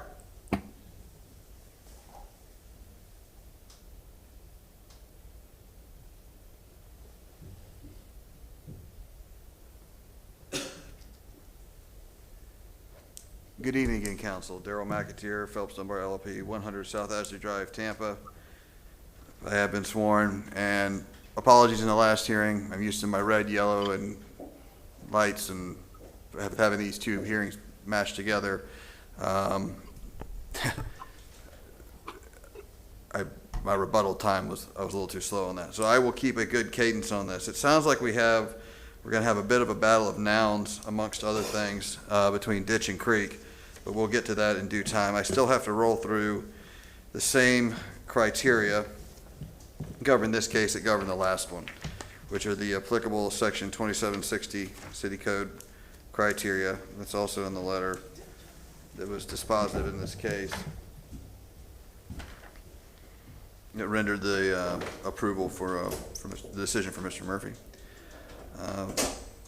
So I'll just keep going.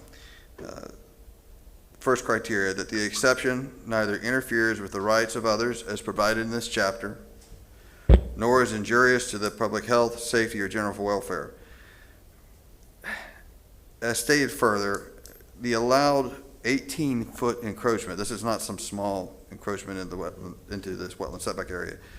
It goes from 25 feet to 7 feet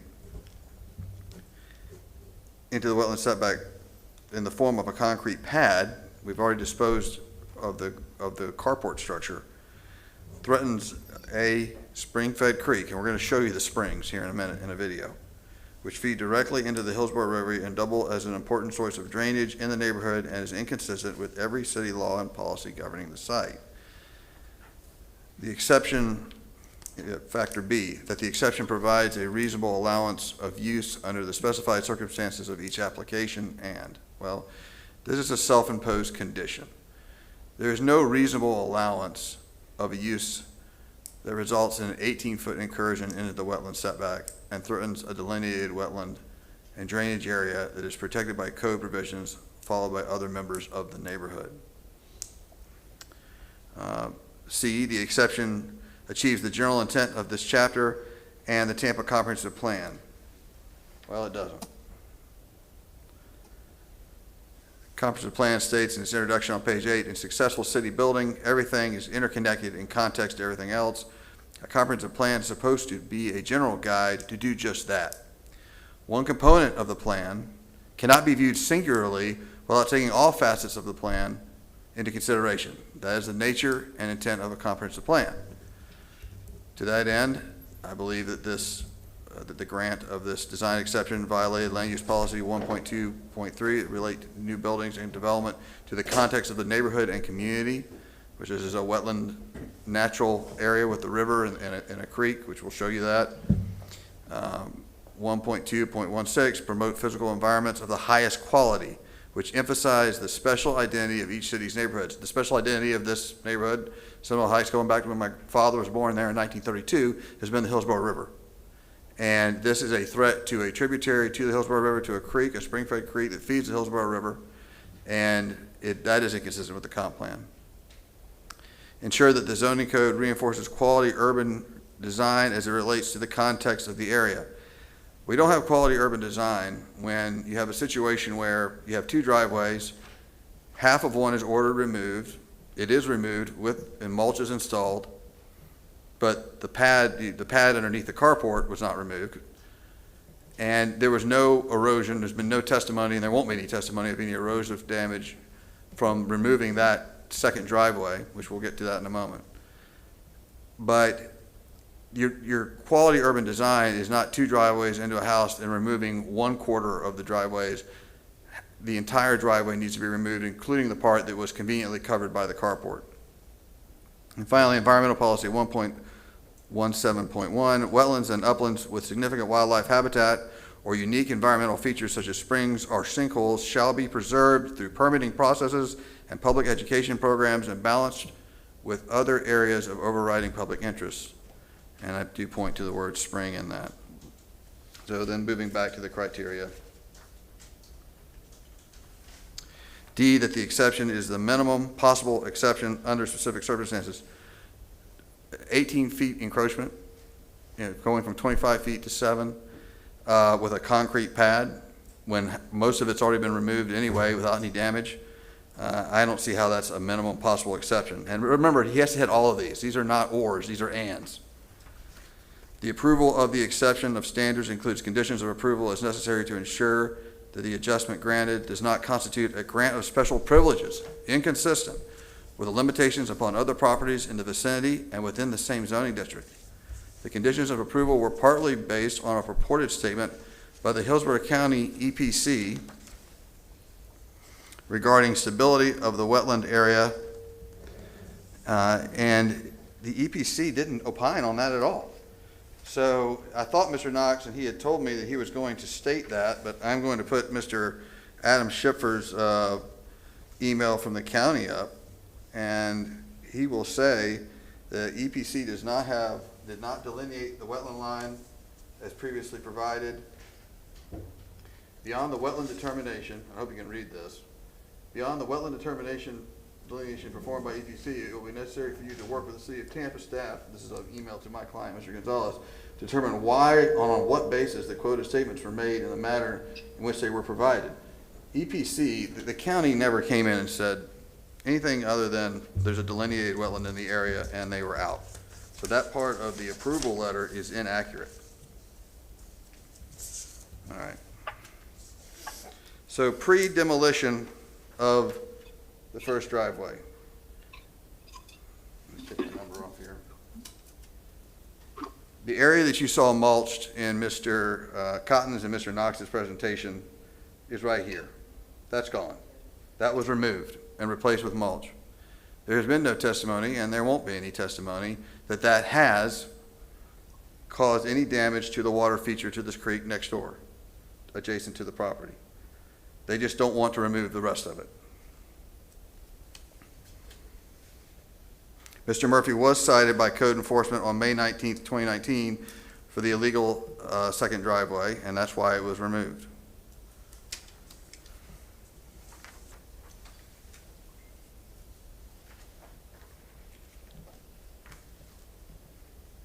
And here we are after removal, which you've seen this.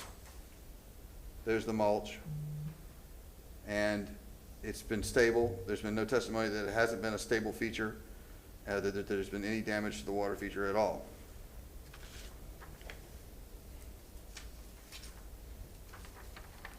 Just another view of the same. Everything's stabilized.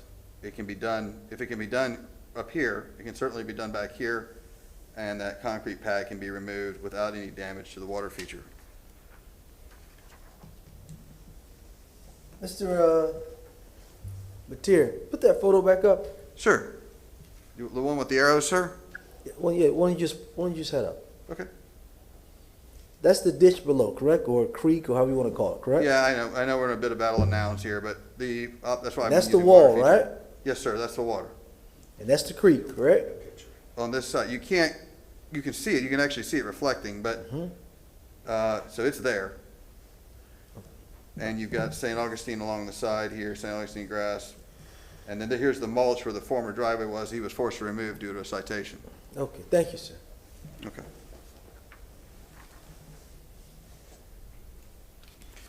And this just very quickly is the approval letter, which cites to saying that there was a review conducted by the Environmental Protection Commission. The wetland setback area applies to the existing structures only is consistent with the condition that the removal of the existing structure would likely cause greater impact to the wetland area.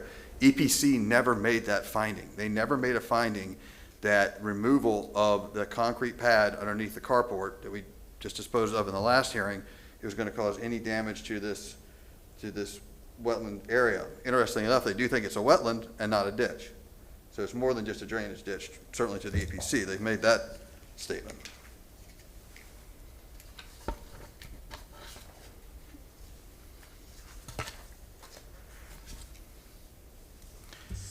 I think the most helpful thing at this point, I've made my points about the factors. It does not meet several of the factors. It has to meet all of them. So to go through all A through F, some are stronger than others, but he has to bat 1,000 on that, and he can't on this structure. Here is a picture, and you're going to be followed up with a video of, and there's a boat in this so-called ditch, because everyone keeps their boat in it, because guess what?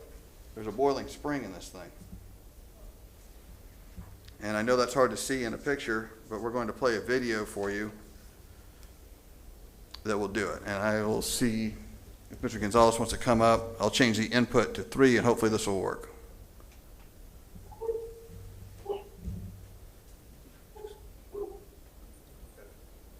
Okay. yeah, up here. Full screen first? Yeah, go full screen. And then he said, click that. And we may need a little tech support.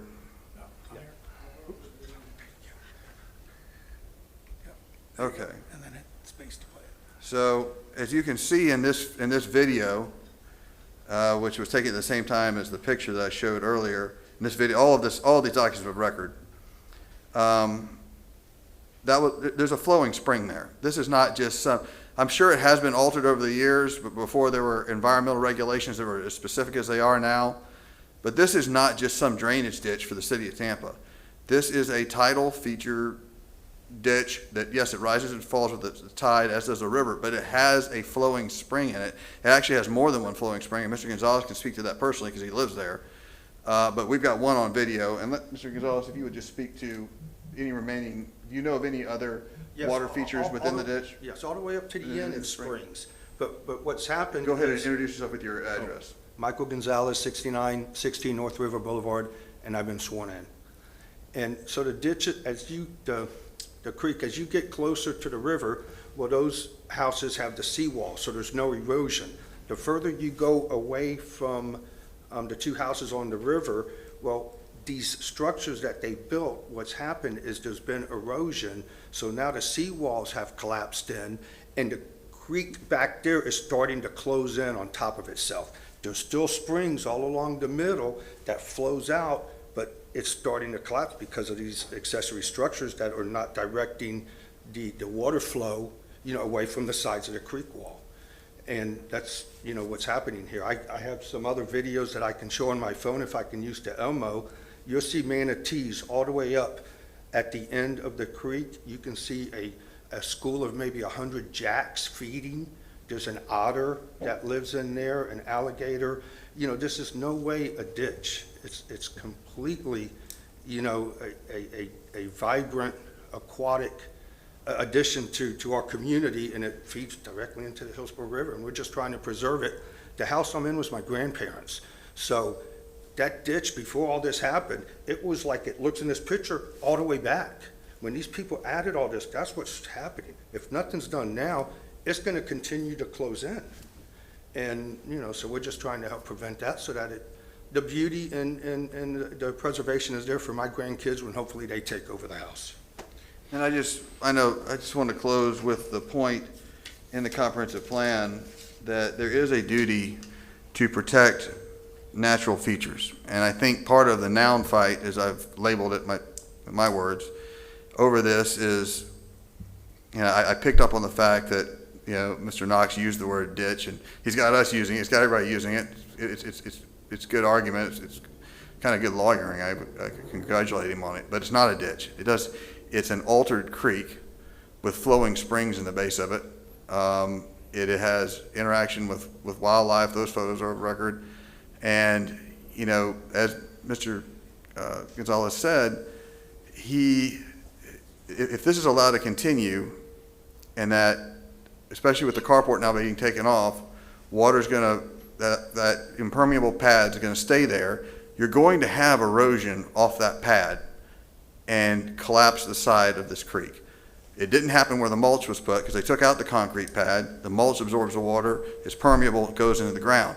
You've got an impermeable, soon to be uncovered concrete pad 18 feet into the wetland setback that should be removed.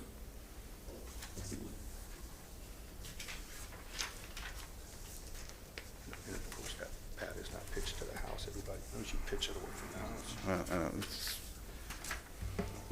Thank you for your time. Quick question. Sure. Steve, you recognize. Thank you. Well, I don't think I want to ask you, Mr. McAteer, because you've already done a little too much testifying. I think I'd rather ask your witness, Mr. Gonzalez. Yes, sir. Yes, sir. From everything I've seen on this case, in the picture that I saw, it appears that there's 7 feet of St. Augustine grass between the slab that's at issue and the legal boundary of the creek and/or ditch, correct? No, I believe it's less than that. That's what he put on his application. I believe it's less than that. and it's actually about 4 feet from that great big, what I think is a grand oak, but what Mr. Knox has described as a specimen oak, which is a couple inches smaller in diameter. Well, okay, so I guess I'll have Yeah, I to- think it's, I'm sorry. I'll have to ask staff or Mr. Murphy. According to the document that we have here, this is a request to go from 25 feet to 7 feet. So, and we looked at the picture, and there's a bunch of St. Augustine, and it looks relatively flat. It doesn't look like it's sloping tremendously. And is it your argument that this slab is somehow causing this 4 to 7 feet of St. Augustine grass to now tumble, because of the weight of the slab, to now be tumbling into the creek? Yes, That doesn't make any sense to me. I can show you in a couple pictures, and it might be a lot clearer for you. Could I do that, please? I mean, I understand, I grew up on a ditch, or a creek, or whatever we want to call it, in a different part of town, and I understand that sometimes these things collapse, but they usually collapse because the side walls or the riprap gives out. It's not because of a slab that's 7 feet away. Well, in the picture I got up, are you able to see that picture? Not yet. Okay. So, we have it? We see a ranch house. Yes, so that's the house in 2010 when Mr. Murphy bought it, and you can see the grass on the creek side of the house, which is the left, how it goes straight. You can see the oak tree is straight up. Another view now from the back, you can see how it's straight. You can see how there was a seawall.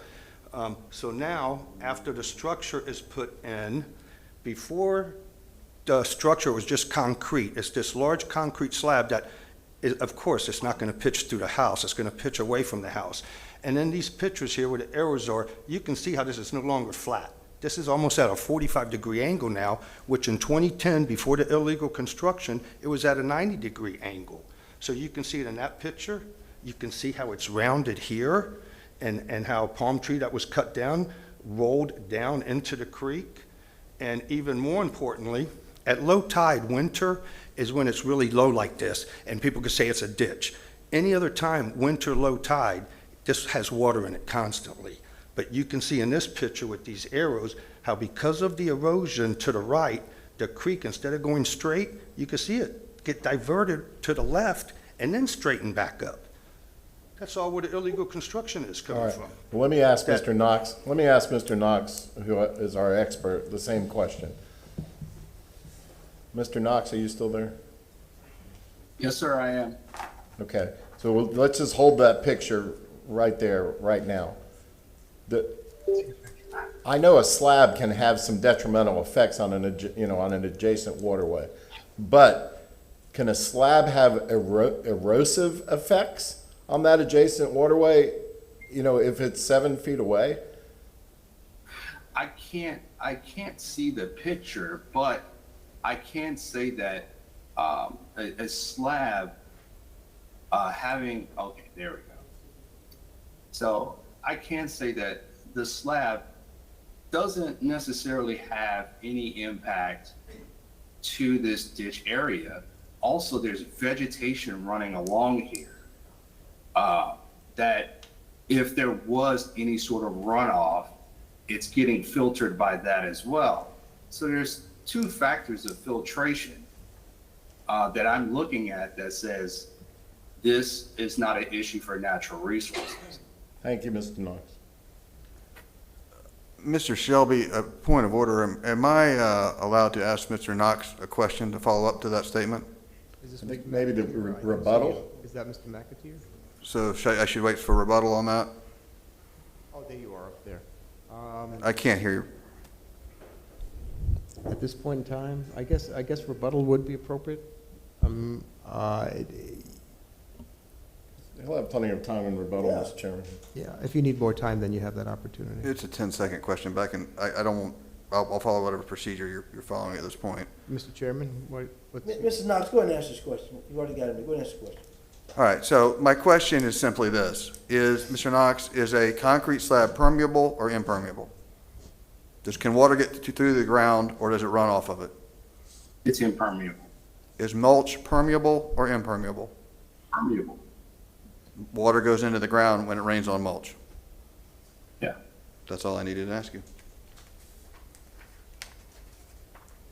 Thank you for your time, unless you have additional questions.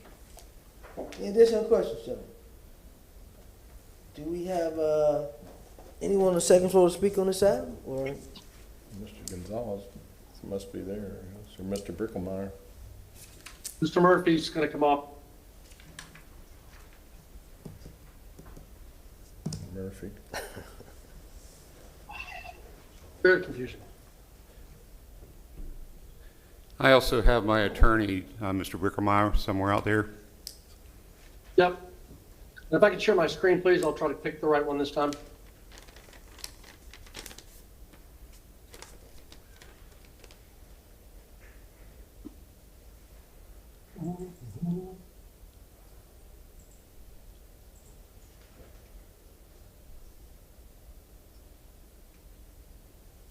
There we go. All right, moving on to 2148, the approved design exception for reduction of wetlands buffer setback from 25 to 7 feet with concrete slabs. As mentioned in the previous testimony, I thank Mr. McAteer for going through the items in 27-60, and I will let that stand on its own, given that staff reviewed those as in the process of approving these. I'm going to run through a couple items here, and if you've got any questions, please stop me as we go. This is the revised letter from Natural Resource Coordinator Kathy Beck for Roberta Mead addressing the reduction and the request for 25-foot setback and finding that as consistent. She does say in there that it was built 5 years ago. Some parts of the record say 2011. That's what my client says, but it's not certain. But either way, it was 5 or 8 years that concrete slabs have been in place. This is the second item that's in council's record. It is shown as file number DE12448C, formerly file blah, blah, blah, Brian Knox approval letter, which we've previously seen in staff. You can see here that Mr. Knox finds that the DE request is consistent with the intent of the code per his previous testimony. He did review the A through F of 2760 as part of that approval. This is the continuance of the letter. This is an overhead from the staff report. I just wanted to point out to orient council as to what we're talking about here. So really that wetland area, the ditch, creek, ward the nouns, whatever you want to call it. It looks like a ditch to me, but that's my opinion, but it doesn't look like a thriving wetland. That blue line shows the wetland area as delineated by EPC when they came out and did their delineation, which I will get to later. You can see the two concrete pads here, if my mouse is showing. Right there are where the current carport is, and that those slabs are within the wetland setback line. The reduction line is here on the wetland side.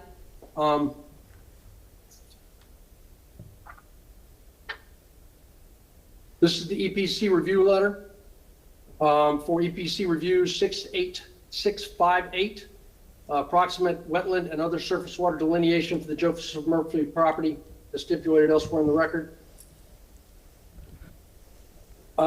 This was done only for the purpose of delineating after the fact permitting existing upland improvements through the City of Tampa Planning and Development Review Department. However, contrary to what has been stated, this is a comment from the agency comment sheet, and I'll blow it up so you can read it, but you can see this is from EPC. This comment is addressing the same thing. So I'm assuming I've asked from EPC staff to get the entire package, but given that it's a comment sheet related to that property and the dates are exactly the same, September 11th, 2019 for the staff visit, as is indicated in the other letter, this says here, this project is submitted as conceptually justified to move forward through the variance review process. This was back when we started with the VRB process, but the site plan hadn't changed and the concrete pads certainly haven't changed. And at the bottom, they say, contrary to what Ms. McAteer said, the development depicted in the plans occurred approximately 2011. Upon inspection of the site, no violations of Chapter 111 are evident. Chapter 111 is the Hillsborough County Environmental Protection Code. So really what we've got here is the staff approved it the environmental experts, which I don't know that Mr. McAteer or Mr. Gonzalez are environmental scientists, which I believe Mr. Knox qualifies as, given that he is running your natural resources staff. McCrest's view by natural resources has been found consistent for the following reasons.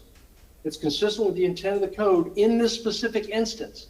So Mr. McAteer is going to come back and say that you're creating a precedent by creating all these, unpermitted construction and you're legalizing those type of things, and you're really not, because in this specific instance, he's saying the request is consistent with the intent of the code based on previous testimony, that taking it out would be more damaging to the area than leaving it as it is, given all the filtering that we have and the runoff prevention that we have with the St. Augustine grass and the vegetation along the side of the ditch. As I pointed out in the previous slide, September 11th, EPC staff went out and inspected, and the EPC comments subsequent to that inspection that were dated in that comments letter of January 9th of 2020. So inspection was September. This was January 20. They came back and said it's permitted, and they don't find any violations of Chapter 11.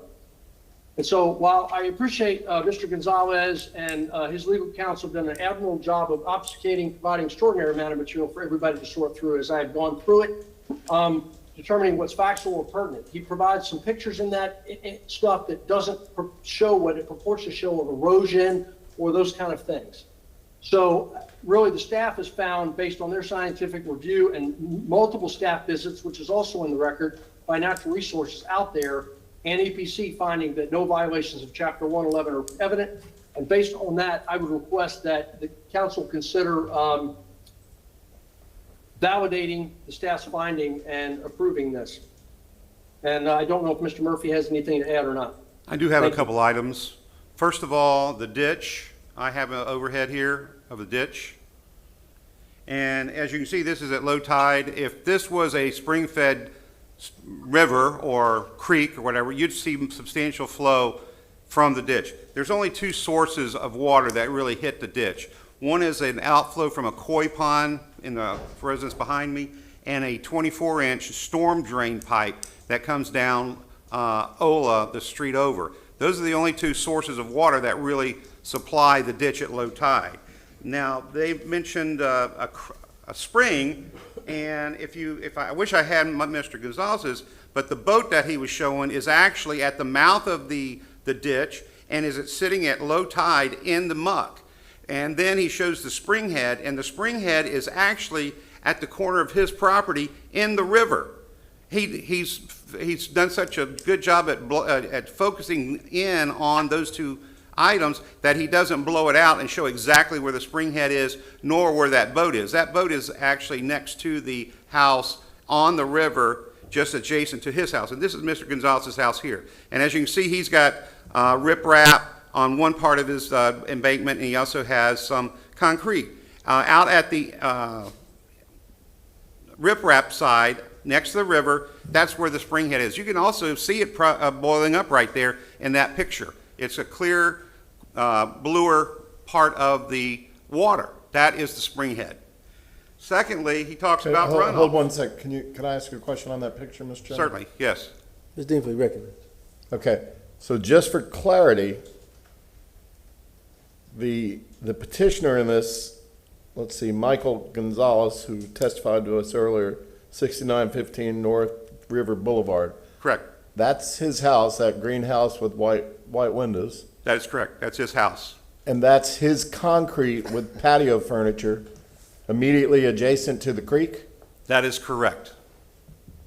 He's at 0 feet up top of bank. Okay, well, maybe Mr. McAteer will want to talk to us about the doctrine of unclean hands. Go ahead. Right, okay. Secondly, they talk about the driveway. For me to go on through the DE process, I had to go through transportation and all the departments. And when they saw that I had 2 driveways, they said, you have to remove it or we can't go forward. I said, okay, well, I'll remove the driveway. Their contention was that the driveway started at the front of the house and went to the street. It was removed, and in this picture here, I don't know if you can see it, but under the boat area, all this is filled in with grass. So now this is a very, good area for percolating any type of runoff. The concrete pad itself is set on a slope so that it drains any rainwater that might be on it all the way to the front of the property, which would then go into this area and percolate into the ground. And as we mentioned earlier, there's no erosion on the side of the house.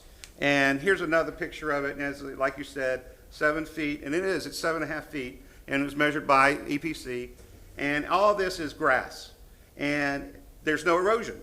And I wish I had some other pictures that I have. Mr. Gonzalez even has some that he says is erosion, but there's no erosion. Secondly, why is it a ditch? Here's the history of the property. This is from the history and heritage of that area. In that area, there was a spa there. It was called Goldstein Springs.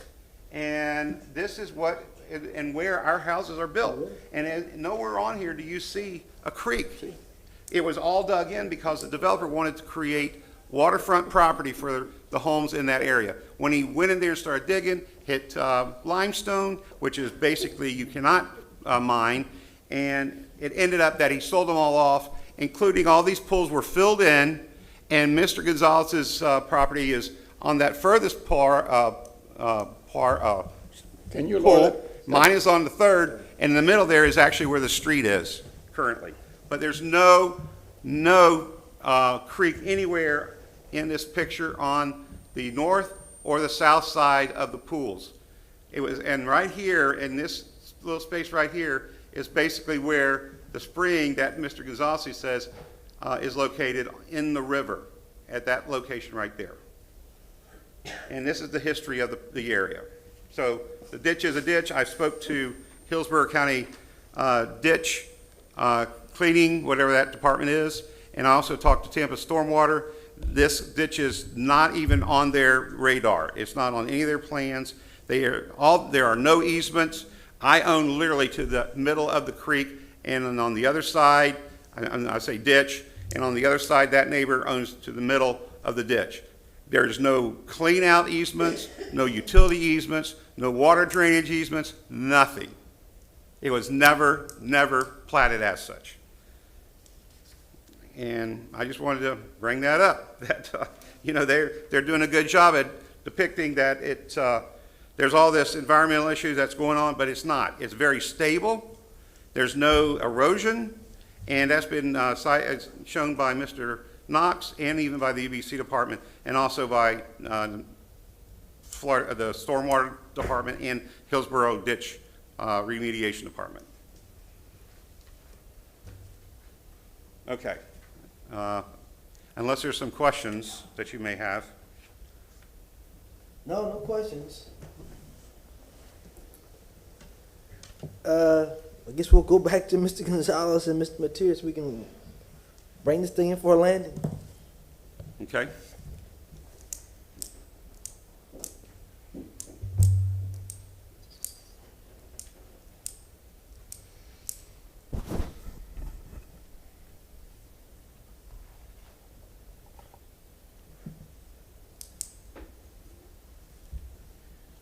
Thank you, Mr. Chair. My comments will be very short now. Let's let Mr. Gonzalez speak to the structure on his property that was pointed out to you by Mr. Murphy. Again, I just want to emphasize, and this is per the code, you have to stay consistent with the comprehensive plan, which means you need to stay consistent with environmental policy 1.17.1, wetlands and uplands with significant wildlife habitat or unique environmental features such as springs or sinkholes shall be preserved through permitting processes, which is a problem because none of this has been permitted. The concrete driveway that was removed and replaced with mulch, which Mr. Knox has testified is permeable, it was removed because it wasn't permitted. It was cited and it was removed. The pad that will remain now without the carport on it will be impermeable, was also installed without a permit. Yes, he went through some processes and he had the design exception looked at, but that's not getting a permit. That's just asking for forgiveness instead of permission. And that's exactly what he did. Now, as to the location of springs and as to the features on the lot on Mr. Gonzalez's house, which was built, the house was built via permit in 2009. But other than, and then that's city record. But I'll have him speak to the structure that Mr. Murphy pointed out. Mr. Material, so I patio. can be clear, because my head is getting real cloudy, so let me be clear. Sir. Your client is asking to pull up this concrete slab, and Natural Resources said this could be a detriment if we pull up that concrete slab. Is that correct, sir? That is where they, Yes. the paragraph is difficult because they also said the county said that, which the county never said that. But that is my understanding of the county's, I'm sorry, apologize, of the city's position, which I am trying to rebut by noting that this, I don't understand, personally, don't understand how removal of this, of the driveway, which he was forced to do, and replaced with mulch, and there's been no testimony from Natural He was Resources. forced to move it up until the point of his, the eve of his property, correct? Of the house, correct? At that point, yes, but it's still within the setback. And it now is going to be an impermeable pad that's going to, and you've seen the photographs, cause a detriment. And your client's only contention is that he didn't have a permit, and that's the issue, No, correct? I'll let Mr. Yeah, let him speak, because I'm confused. Michael Gonzalez, I've been sworn in. The pad that my grandfather put in, everything on my property is permitted, but the reason his was, I believe, allowed, when I built my new house, we had a discussion with the inspectors, is because it is engineered, like the River Rock, for example, you have a concrete pad and a concrete seawall. There is no erosion. That's why he allowed it. Now, on the side of my house, where I have a pad where I keep my garbage cans, so they're not in front of the house, they made me put pavers there because those were permeable and the water could permeate through them. So on the side of my house, I could not pour concrete. I couldn't have a circular driveway or anything. I couldn't encroach on the wetlands. The only way I could is if I put these pavers only so far from my house because they're impermeable. Now, Mr. Murphy's property, all he has to do is attach that concrete, rebuild the seawall, and then there'd be no more issue. It'll be like every other engineered concrete pad that's next to a waterway. The water would go right off and there'd be no erosion. That's the issue. The issue is what he created is gonna cause a detriment to the street that I've lived on, my kids have lived on, my grandparents. I'm watching it deteriorate in front of my eyes, and there's an easy fix. And it's attached to concrete to a seawall, or remove the concrete so it permeates into the ground. I hope I answered your question. Thank you, sir. Yes, sir. Any additional questions for us? Any additional questions, gentlemen?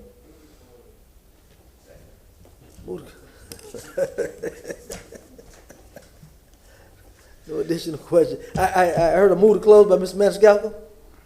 Yeah. Is that a second? Second? Second. Second by Mr. Vieira. All in favor? Any opposed? This one I got a motion on if you want it. Mr. Chairman. Ms. Dingfelder. Thank you. So I'll move to uphold the Natural Resource Coordinator's decision and hereby approve design exception application DE 1-20-148 because the application is consistent with applicable standards set forth in section 2760E5, specifically as pointed out by Mr. Knox in his letter approving this, as well as the testimony we've heard this evening. I won't march through all the criteria, but I do not believe, based upon the testimony we've heard, and the only expert we've heard from tonight is Mr. Knox. Everybody else is lay persons and or attorneys. But Mr. Knox, our expert, indicated clearly that this meets the criteria of 5A through F. And specifically, I'd point out that this does not interfere with the rights of others as provided in this chapter, nor is it injurious to the public health, safety, or general welfare. I won't go through all of them, but I do believe they meet the criteria. More importantly, Mr. Knox indicated that he did as well, and I'm going to rely on his expertise in his letter. I do want to point out that in the original approval letter, what he said and what I read was, it said, after review by the city and the EPC, then he came to those following conclusions. So he wasn't just citing to the EPC, he was also citing to himself and anybody else who reviewed it for the city. So with all that, I'm going to look to uphold the zoning administrator's decision. The motion, Mr. Dingfelder, second by Mr. Maniscalco. Roll call. Viera. Yes. Citro. No. Maniscalco. Dingfelder. Yes. Carlson. No. Goods. Yes. And Miranda. No. Motion carried with Carlson, Miranda, and Citro voting no. All right, gentlemen. Mr. Vieira, anything to say? Oh, I'm sorry, Ms. Susan F. Velez has some information she wants to give council.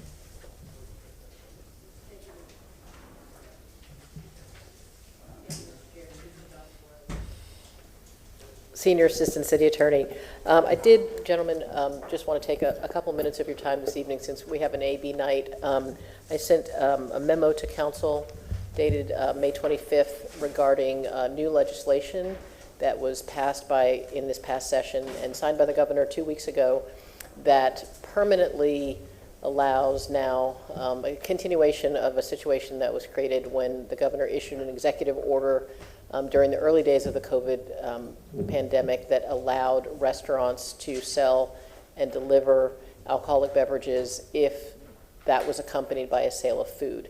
And so that's been done for the past year or so under the governor's executive order, but the legislature has now passed a law that makes it permanent.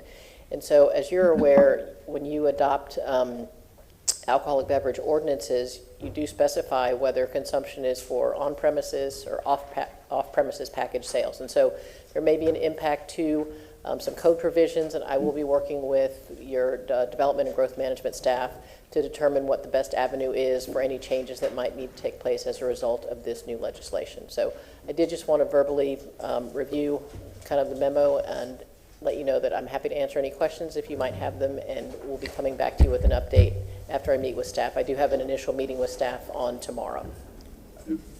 Mr. Chair, if I may. You're recognized, sir. Thank you. I'll make it very, very brief. Thank you, Ms. Johnson-Velez, for this. Are you aware of any other cities, counties, or municipalities that may be fighting this? I am not aware, but as part of our review, we're going to be looking at how other cities and counties are implementing this new law. This adds a whole new meaning to open container. Thank you very much. I will say that there is a provision in the law as well that does specify that, alcoholic beverages that are sold under this law are not considered open containers. So I understand what you're saying, but In any type of drinkable alcohol drink in the car, I think it's considered an open container. But I understand. Thank you. Thank you. Thank you, Mr. Chair. Ms. Vieira, anything? I actually do. One, if I may, Mr. Chair, on June 17th, I'd like to have, all of y'all know, I'm sure, Tiffany Klein. Have you ever had a COVID scare like I did about 12 times over the last year? You called Tiffany, as all of our city employees did, and I think it would be nice for us to have a city council commendation for her, for all of her work, to be presented on June 17th at 9 a.m. I see that day that we have our friends at the Urban League coming. Given the fact that I'm sure we're going to have some first responders and city employees here, I'd like that to be, if I may, Mr. Chair, first on the agenda. Second. Motion, Mr. Vieira, second by Mr. Maniscalco. All in favor? Aye. Any opposed? And that's it, sir. Thank you. Thank you. Ms. Maniscalco. No, nothing nothing tonight, sir. Mr. Carlson. No, thank you. Mr. Citro. Nothing this night. Thank you, Mr. Chair. Dingfelder. Nothing, sir. Mr. Miranda. Yes, sir, I do, sir. This is only the fourth time in 140 years that this event has occurred. And I wasn't here 140 years ago. Mr. Dingfelder, I see you smiling. The Academy of Holy Names High School Division III high school girls won the state championship a few days ago, I mean. And this is only the fourth time in the history of the school, in 140 years history, since 1881, that they won any type of high school championship. The last one was in basketball in 1996, and to my surprise, our own Sharisha Hills from Parks and Recreation was on that basketball team. Oh, wow. So I learned something every day. And I like to have the young ladies come here on June the 3rd at 9 a.m. with their coaches so we can make a accommodation to each one of the girls. And the coaches. Second. Motion on the floor by Mr. Miranda, second by Mr. Citro. Question on the motion? Question on the motion. Yes, sir. And it's my understanding Chief of Staff Bennett's daughter was on that team the other day. All right. I give credit to the mother of the girl. Yeah, she was involved too. A motion on the floor. All in favor? Aye. Any opposed? All right, motion passes. Motion received and filed. So moved. Motion by Mr. Miranda, second by Mr. Citro. We're adjourned.